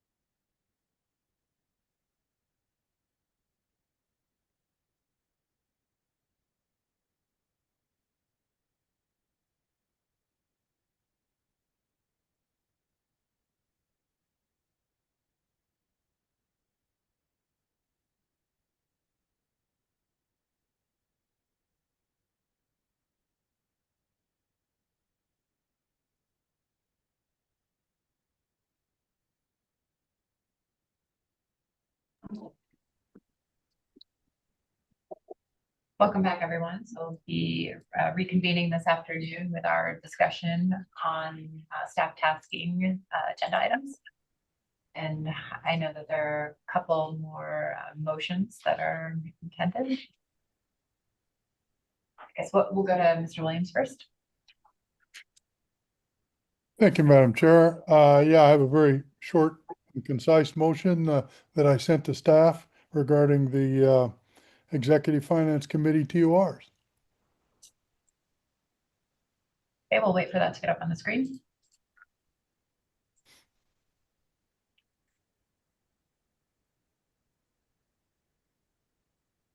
Okay, thank you. I'll read the motion.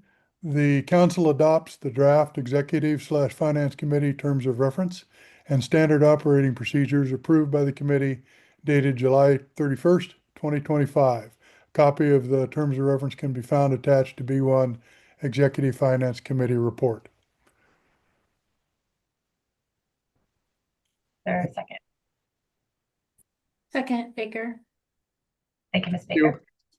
I don't believe there's much really in the way of analysis that needs to be discussed here. It's pretty straightforward. It's consistent with the approach that we've used with our other committees in terms of developing terms of reference. And so I hope everybody's had a chance to look at it. And I believe it's consistent with what we discussed. Thank you, Mr. Williams. You know, Mr. Witherall flagged that as a to-do item at the end, so appreciate you taking care of that. Any questions on the motion? Any comments? Any objection? Seeing none, that motion passes.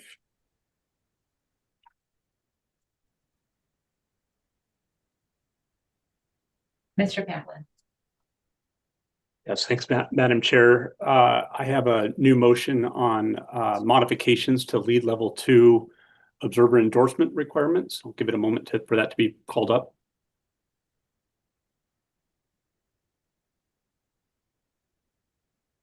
Okay, you see it? Great.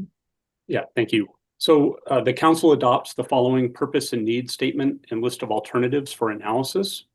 Under purpose and need, the purpose of this action is to revise the requirements for lead level 2, hereafter LL2, observers in the North Pacific Observer Program, while maintaining high standards for LL2 observer qualification. The majority of monitored trips and deliveries in the North Pacific occur in the full coverage category, and many of these trips require an LL2 endorsed observer. The full coverage program continues to face challenges in the ability to generate a pool of LL2 endorsed observers for deployment, given fewer vessels on which to meet the 2 deployment minimum, as well as meet the minimum number of hauls required for endorsement. The lack of qualified observers risks the ability of full coverage fisheries to operate under the current regulations. Modifying the current criteria for endorsement in regulations at 50 CFR 679.53 could increase the pool of LL2 qualified observers and mitigate potential impacts of LL2 shortages on vessel operators. Turning to the alternatives, alternative 1 is no action. The action alternatives are not mutually exclusive. Down to alternative 2 would be to modify the LL2 endorsement criteria at section 679.53A5V to allow observer experience, including sampled hauls and observer cruises or deployments in the at-sea Hake Observer Program to count towards meeting requirements to obtain an LL2 endorsement in Alaska. Alternative 3 would be to modify the LL2 endorsement criteria at section 679.53A5V to allow hauls sampled at shoreside plant offloads in Alaska to count towards the minimum sampled haul requirement to obtain an LL2 endorsement in Alaska, also at A5VA and C3. Alternative 4 would be to modify the LL2 endorsement criteria at section 679.53A5VA and C3 to revise the minimum sampled hauls performed on a catcher processor using trawl gear or a mothership from 100 to 60 sampled hauls. Alternative 5 is to provide the North Pacific Observer Program the authority to waive LL2 requirements for deployment of observers on full coverage vessels when no LL2 observers are reasonably available. I believe that concludes the motion. If there's a second, I'm happy to speak to it. Second. Thank you, Mr. Williams. Mr. Kaplan. Yeah, thanks, Mr. Williams, for the second. Thanks, Madam Chair. It's my understanding that this issue has been before the council since going back to 2012, where the council made some adjustments a few years later to address LL2 concerns for the long line class. More recently, it's been harder for observers to meet their 2 cruise minimum due to the shift of polar catcher vessels to electronic monitoring, which has removed that platform as a training opportunity. At its June meeting, the council motion outlined our initial response to Executive Order 14276 and identified several potential modifications to the North Pacific Groundfish Observer Program as part of new actions to reduce regulatory burden. NMFS then in turn wrote an expanded discussion paper, which we had presented to us earlier at this meeting. And I'll just note that the agency recommended that this be taken up as a standalone regulatory action due to the need to evaluate the impacts on the North Pacific Observer Program and data quality, and the authors discussed the alternatives that were included in this motion. At our motion last week, we also included this in our further response to the EO. I want to note that I'm very mindful of our overall workload, our limited resources, and how best to implement the executive order. In the discussion paper, NMFS stated that both the analytical complexity and the implementation complexity is low with this recommendation. Thus, it seemed appropriate to take this up at this meeting. Turning to the actual alternatives, I think they speak for themselves. Again, we've seen them before. I would note that there is some extra work associated with Alternative 2 if it's ultimately adopted in regulation, as there would be a need to document observer experience between the hake fishery and the fisheries in the North Pacific. A hake fishery, I should say, off the West Coast, and the fisheries in the North Pacific. I would also like to just note that in the NMFS discussion paper, the authors suggested examining and developing a performance-based system that could also replace or augment other criteria. I ultimately dropped that from this motion. So 1, I didn't have specific items to suggest. 2, NMFS subject matter experts weren't available this week to discuss that recommendation. And 3, I felt like the suggestion may actually trigger a lot more analysis and perhaps revert this action back to more of a discussion paper phase rather than being able to move forward with the purpose and need and analysis. And with that, Madam Chair, I think that concludes my remarks on this motion. Thank you. Thank you, Mr. Pamplin, for the motion and rationale. I'll see if there are any questions for you.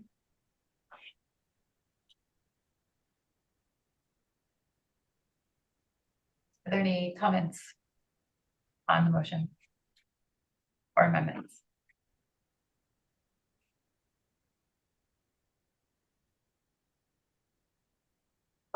Not seeing any. Thank you again, Mr. Pamplin, for all of your work on this and for following up on another issue that was addressed as part of our RB reports and consistent with the executive order. I'm not seeing any hands up. I'll ask if there's any objection to the motion. Seeing none, motion passes without objection. Mr. Curlin. Thanks, Madam Chair. On a different issue, Cook Inlet salmon. After conferring with the chair and the parliamentarian, I don't think we need a motion for this, but I'm hoping for a little bit of discussion and consensus from council members on scheduling council action to set harvest specifications for the 2026 Cook Inlet salmon fishery and scheduling that for the February meeting. As you all know, the Cook Inlet EEZ area salmon fishery has been under federal management since the implementation of Amendment 16 to the Council's Salmon FMP in 2024. And you'll recall that in June, the Council passed a motion stating that it does not intend to recommend harvest specifications and requesting that NMFS implement specifications using secretarial authority. As NOAA GC and I noted at the June meeting, and as reinforced in the June 30 letter from the Assistant Administrator for Fisheries, developing annual catch limits for each fishery is a mandatory function of each council under the Magnuson-Stevens Act, and the council doesn't have the authority to ignore a statutory requirement or assign a statutory obligation to NIBS. So with that, I think it's appropriate for the council to proceed with scheduling this, and my understanding from conferring with staff is that February is the best time to fit that in. So that would be my recommendation. I'm happy to offer a motion if one is needed, but understand it might not be. Mr. Curlin, yes, I agree that I don't believe a motion is necessary, but I'll open up the floor to any further conversation on this from council members. Ms. Baker. Thank you, Madam Chair, and thank you, Mr. Kurland. I won't object to scheduling the Cook and Lady Easy salmon harvest specifications for February. I will just note, I appreciate Mr. Kurland walking through the series of events that happened. I just continue to express the state of Alaska's concern about the management structure that has been established for the EEZ fishery, and really seriously questioning, honestly, the value added of the council process to that. And I hope as conversations continue in terms of what we heard from NIMFS in June from Mr. Rauch about having to plan forward in a likely reduced resource environment, I hope that the agency will be flexible to continue conversations about how the council actually engages in this process. So thank you, Madam Chair. Thank you.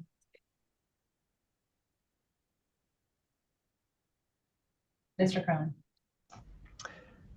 Thanks, Madam Chair. I'll just note I understand and respect Ms. Baker's concerns on this issue, and just remind everyone that we are where we are due to litigation. It was an outcome that was not something the agency was seeking, but this is the situation we're in, and it is the council's FMP and thus the council's obligation to recommend harvest specifications. Thank you, Mr. Cronin. And Mr. Williams. Thank you, Madam Chair. Just a comment. I would hope as we look to schedule this and get it into our system, that we look for ways to streamline the process of getting these decisions made. I still think there are some ways that we can streamline the process and be a bit more judicious and not take nearly as long to get to some decision points. So I would just encourage us to look at those opportunities and hopefully make it a bit more focused and precise as we bring this forward the next time. Thank you.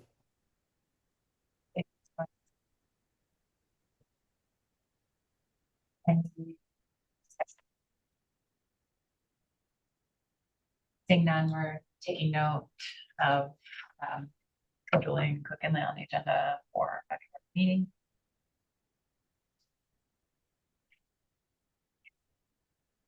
Ms. Kimball. Thank you, Madam Chair. I wanted to make sure we were done with that topic. I'm on a new topic. Yes, we're done. Thank you. Okay. I do have a motion to respond to the council's EO portion on blood sablefish, if that could be posted.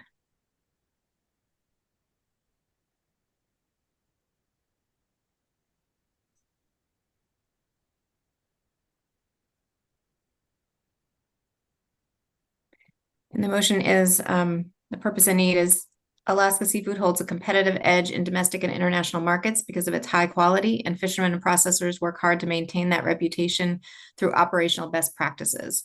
Bleeding fish quickly after harvest is widely promoted as best practice to improve quality, and previous analysis indicated results in a less than 2% difference in weight. Current regulations disincentivize bleeding sablefish at sea in the fixed gear fishery because a fisherman's annual IFQ is deducted by 2% for delivering bled sablefish. To increase the quality and competitiveness of Alaska fixed gear sablefish, reduce the regulatory burden on fishermen and processors, and reduce the burden on enforcement, the council is considering removing the regulation that provides a disincentive to bleed sablefish. The proposed action is also intended to meet the intent of the Restoring American Seafood Competitiveness EO 14276. Alternatives for consideration: alternative 1, no action. The IFQ deduction for bled sablefish remains unchanged at 2%. And alternative 2, eliminate the 2% IFQ deduction for sablefish delivered as bled. And with a second, I will speak briefly to that. Second. From Mr. Mueller. Thank you, Madam Chair. Thank you, Mr. Mueller, for the second. I will be brief because this issue, it's a little disjointed like some of our other issues, but it's responding to the EO. We had this issue in our June council motion response to the EO, and also it was included in the discussion paper that we reviewed under B reports. So this is like Ms. Baker's motion and Mr. Pamplin's motion, a motion to follow up on an actual purpose and need and alternatives in response to that. I think the alternatives are really straightforward as a result. The analysis would let us see if there are any issues with our standard for using the best available data, or if the stock assessment would need to accommodate for this in some way. But I do think it makes sense to consider again. We know that the council, I think it was 20 years ago, actually passed a motion like this. And I think it makes sense to try again to incentivize higher quality products, both delivered by fishermen and produced by processors. And obviously, given the focus of the existing administration on increasing the competitiveness of U.S. seafood in general, and the focus on Alaska seafood in particular, eliminating this regulation definitely seems worth considering in my mind. I think in addition, we heard that enforcement routinely audits fish tickets and processors to look for bled sablefish being delivered to the processors as unbled, and that just creates additional complication for delivery of the highest quality product. I think this might also simplify the landing paperwork, given there'd be no difference between the landed weight of fish and the IFQ weight of fish. So it does fit into the simplification of regulations. I think this is pretty well supported by fishermen and processors, and we'll get to hear if there's any disagreement on that as we move through the public and analytical process. But right now, I really only see advantages to this action. Thank you, Ms. Kimball. Are there any questions on the motion? Any comments? Mr. Brown. Thanks, Madam Chair, and thanks, Ms. Kimball, for the motion. I appreciate it, understand where it's coming from. My impression is that this, although it seems like a really straightforward action, would require some pretty significant information technology resources to update our systems to accommodate this. And I guess that just prompts me to just flag that although we all are endeavoring to do our best to support the executive order on restoring American seafood competitiveness, that executive order gives us opportunities, but it doesn't give us superpowers. So we're still facing staffing constraints, and we'll face some trade-offs and priorities. So we will be looking to the council for guidance moving forward on how to prioritize this action together with the suite of other actions, all of which are of laudable intent, but compete for the same limited pool of resources to implement. Thank you, Mr. Carlin. I didn't hear a question there, but I just want to make sure it's clear I understand the limitations in resources, and that's not lost on me. And it was very clear through the discussion paper as well that this may take some programming for which we don't have staff available at this, well, we don't have any staff available at this time. I did think it was worth moving forward as we moved forward the other issues that we identified in June, and I didn't want to leave this one out. I do think it's really speaks so directly to the EO that it's worth moving forward, but I'm absolutely cognizant of the issues that you mentioned about staffing, and we may need to really do better at prioritizing what's come out of the EO in the next meeting or two, once we see what that staffing starts to look like. So I'm willing to try to take on that task, but I wanted to get this in the queue with the other issues that we identified in our B reports. Understood. Thanks.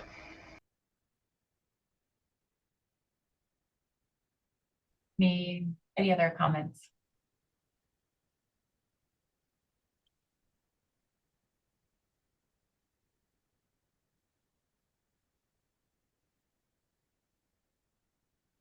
Thank you, Ms. Kimball, for your continued work on motions throughout the meeting. See if there's any objection to the motion. Seeing none, that motion passes without objection. Any further actions from council members? Mr. Mueller. Yeah, thank you, Madam Chair. I have a motion on Norton Sound king crab. Once staff posts it, I'll start on it. Relatively simple motion, Madam Chair. It reads, the council requests a discussion paper outlining historical and current participation in the Norton Sound red king crab fishery to facilitate consideration of a recency action for license limitation. And with the second, Madam Chair, I will speak to my motion. Second. Thank you, Mr. Shikata. We've heard not only at this meeting, but previous meetings over the last year from the public on the potential overcapitalization of the Norton Sound king crab fishery. We've also heard in public testimony over the last year or so about the dependency upon this fishery by not only harvesters, but communities and crew.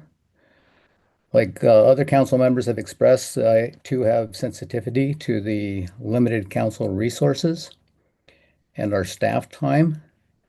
That said, my understanding is the Alaska Department of Fish and Game has already done much of the background work, and this work could be shared with the council and lessen the workload on staff.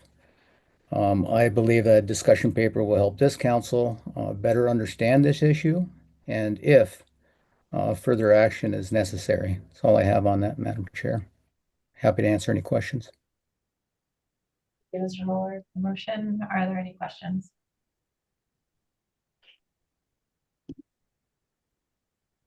Any comments on the motion? Ms. Kimball. Thank you. I was too slow. I actually did have a question. I guess the expectation here through the chair is looking at historical and current participation, and then we would normally get just a little bit more background on what the fishery is, what the GHL has been. That kind of information is kind of the basics for putting forward a discussion paper like that. Is that your intent, Mr. Mueller? Yeah, thank you for the question, Ms. Kimball. Through the chair, that would be my expectation. Thank you. Thank you. Thank you, Ms. Kimball. Mr. Camplin. Thanks, Madam Chair. Mr. Mueller, thanks for putting forward this motion. This is probably not a question necessarily on the motion, but just on the overall process. And I don't know if I'm going to use the right terms, but doesn't the council also signal like a control date by which some of the reviews are going to occur to evaluate in a recency action, or does that come later after this discussion paper? Thank you. My intent here, Mr. Paplin, is through the chair is to that this council actually has a better understanding of the fishery and will have data and information available to make a decision once we get the discussion paper back. Thank you. Thanks.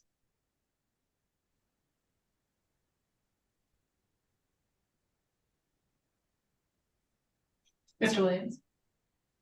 Thank you, Madam Chair. Thank you, Mr. Mueller, for your motion. As I listen to you describe what your objective is here, you're trying to get a historical perspective, a current situation perspective, and then after we have that information, if we can decide from there whether we want to move forward or not. But this is more of a retrospective look and a current situation, and then a decision point to be made later on whether we move forward. Is that a fair characterization from what I heard you say? Mr. Williams, thank you for the question through the chair.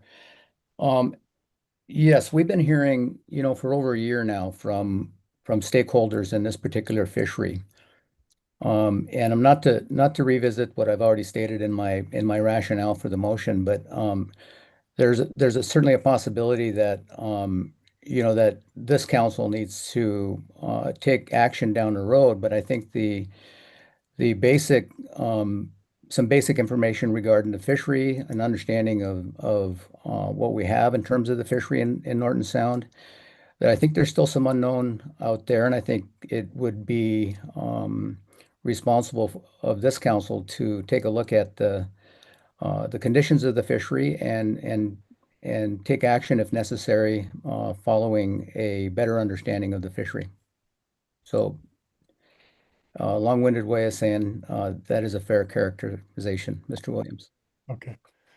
Thank you. Keep going.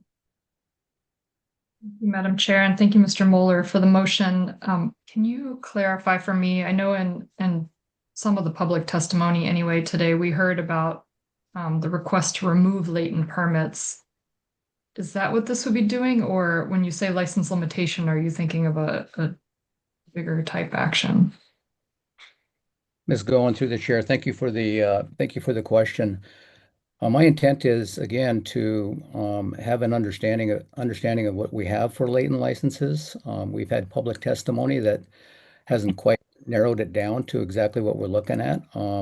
We've had some public testimony that suggested, removal of latent licenses. We've had some public testimony addressing the 32-foot exemption. So I think, this motion will address those issues in terms of getting data and information in front of us to where we have enough information to decide whether or not we want to take further action and if there's a problem. Hopefully that answered your question, Ms. Goen.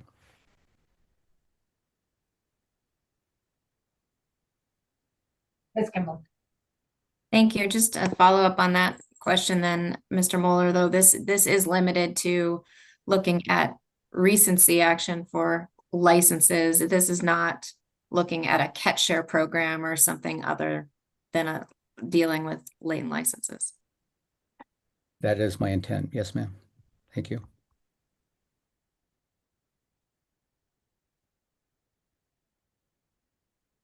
Any other questions? Any comments on the motion?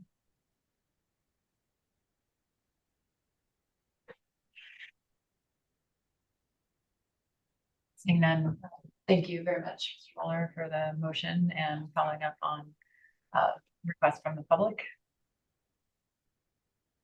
See if there's any objection.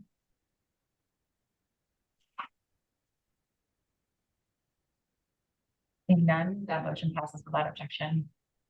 Any further actions from council members? Ms. Goen? Thank you, Madam Chair. I'm not sure this requires a motion per se, but please correct me if I'm wrong. But I was going to request that we remove from the December agenda the Gulf of Alaska Tanner preliminary review, but keep the June Gulf of Alaska Tanner initial review. So we heard from analysts that there's a desire to first get council clarity and alternative 3. I'm also very sensitive to council workload and time, both for us as a council, the agency, and stakeholders. And this is a contentious issue, so to bring it on as an extra council meeting could substantially take quite a bit of time. In conversations with analysts, this clarity could wait till June. In addition, with the government shutdown, there's some difficulty getting access to data for analysts anyway right now, which is slowing things down. So I think if other council members support this approach, I would encourage staff to proceed through this initial review analysis as best they can, and we'll have an opportunity to clarify further on alternative 3 in June.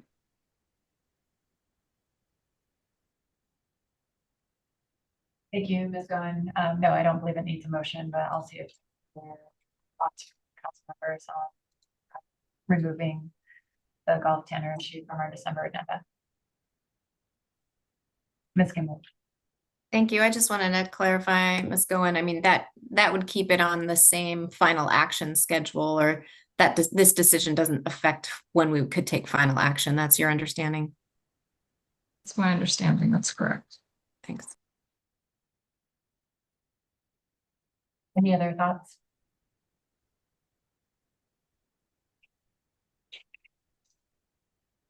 Ms. Baker. Thank you, Madam Chair. And just following up on a question I had about this earlier. I know it's difficult to plan this far ahead, but if I was assuming correctly that the SSC normally wouldn't look at a preliminary analysis, with the SSC schedule as it currently sits for June 2026, does it look like the SSC would be able to review the initial review analysis if we go with Ms. Goen's suggestion? Mr. Witherell. Yes, Madam Chair, Ms. Baker, looking at the 3-meeting outlook and the items, at least at this point, that we have pegged for June, I think the SSC would have time available to review that. Thank you. Any other comments from council members on this?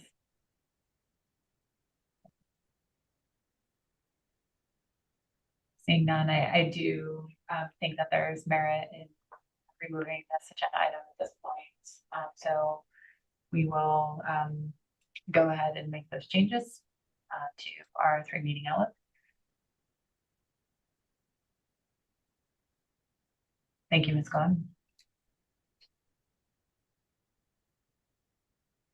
Any other? So I guess with that, there may be some additional time in December to perhaps look at options to put something else on our agenda. I will have to talk with staff about that potential, looking at staff workload. It would probably have to be something, very straightforward and preliminary at this point. So one thing that comes to mind is potentially the motion that Mr. Mueller just carried, and I still need to I'll do a little background work on that, and if there is a potential to put a discussion paper on I guess now that we have a little bit of space, we will notice the public within the next week or so. But no promises at this point. Okay, any other discussion for staff tasking?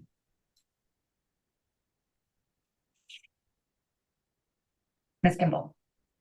Oh, sorry. I just had some comments maybe about the ecosystem committee, and I realize you have not said who's on that committee, but we talked about this a little bit, and it seems best to be clear. Like, my thinking on the ecosystem committee, and I want to see if other council members agree, is it'd be really, really challenging to have a meeting prior to the December council meeting.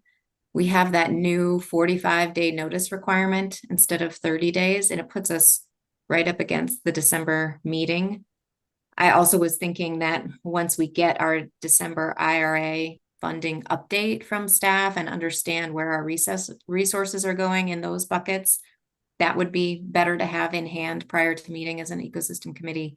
And so I'm not trying to make some specific tasking for that committee. I just wanted to see what you and council members thought about scheduling a meeting, because that's come up under several topics and potential tasks for that committee.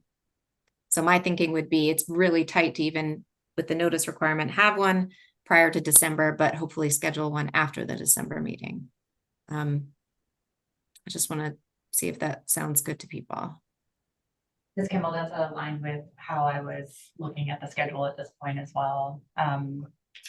And looking at maybe a more substantive conversation in December about tasking after we get the work plan back, and then scheduling the meeting following the December meeting. Okay, great. I didn't mean to. Oh, no. Figured out. Thank you very much. Okay. I appreciate that. Thanks. Anything further from council members? Ms. Goen. Thank you, Madam Chair. And this is just a couple of reflections on things we've heard throughout the meeting. We heard some concern about our action to remove EDRs and the desire for the social science plan team to meet. And I just want to remind the public that it's scheduled on the December agenda for the council to get an update on where the social science plan team left off on their economic data gap analysis. Under B reports, we heard of this idea of halibut vessels testing out finding observers at a lower cost. I encourage those stakeholders to talk with observer providers and the agency on what could work there and perhaps consider commenting on the executive order. Under staff tasking, we heard from CRAB stakeholders on this concern regarding framework agreements and other issues surrounding these times of low crab harvest levels and the desire for council direction or a body that might provide some structure for conversations. And I encourage crab harvesters, processors, and communities to have some more conversations ahead of the December council meeting and consider if there's something specific we might bring forward in December, or those stakeholders might bring forward in December. That's all I have, Madam Chair.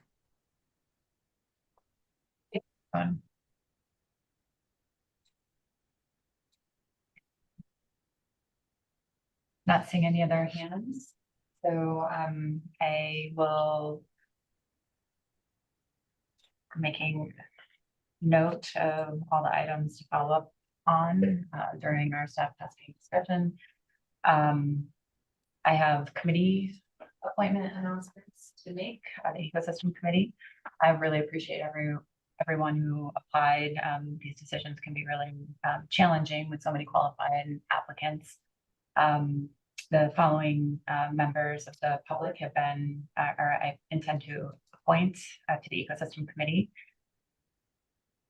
Linda Bankin, Shannon Carroll, Caitlin Yeager, Bernie Weiss, Craig Chedlook, Crystal Lapp, and David Fluharty. So again, we will have a discussion in December about tasking that committee and scheduling its first meeting. So with no further discussion from council members, I'd like to thank my colleagues for all of the work that they did during this meeting, as well as the incredible work of staff. These virtual platforms are very, very challenging on a bunch of different levels, from communications to administration.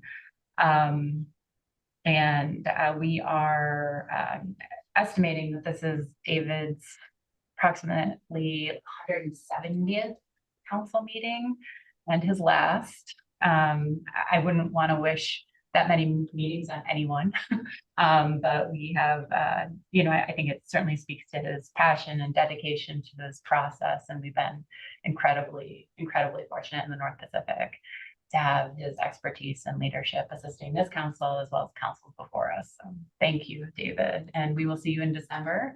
But I'll ask council members to unmute themselves and give a round of applause for our leader who is departing. Thank you, David. Thank you, David, very much. Thank you. David. Thank you. I'm gonna hand over the gavel to him. Thank Yes, for his last meeting. And We're adjourned. any words? No words. December, maybe. Okay. Just need a rest. Okay. All right, meeting's adjourned. Thank you, everyone. Bye. Thank you. Thank you. Thank you. Thank you, everyone.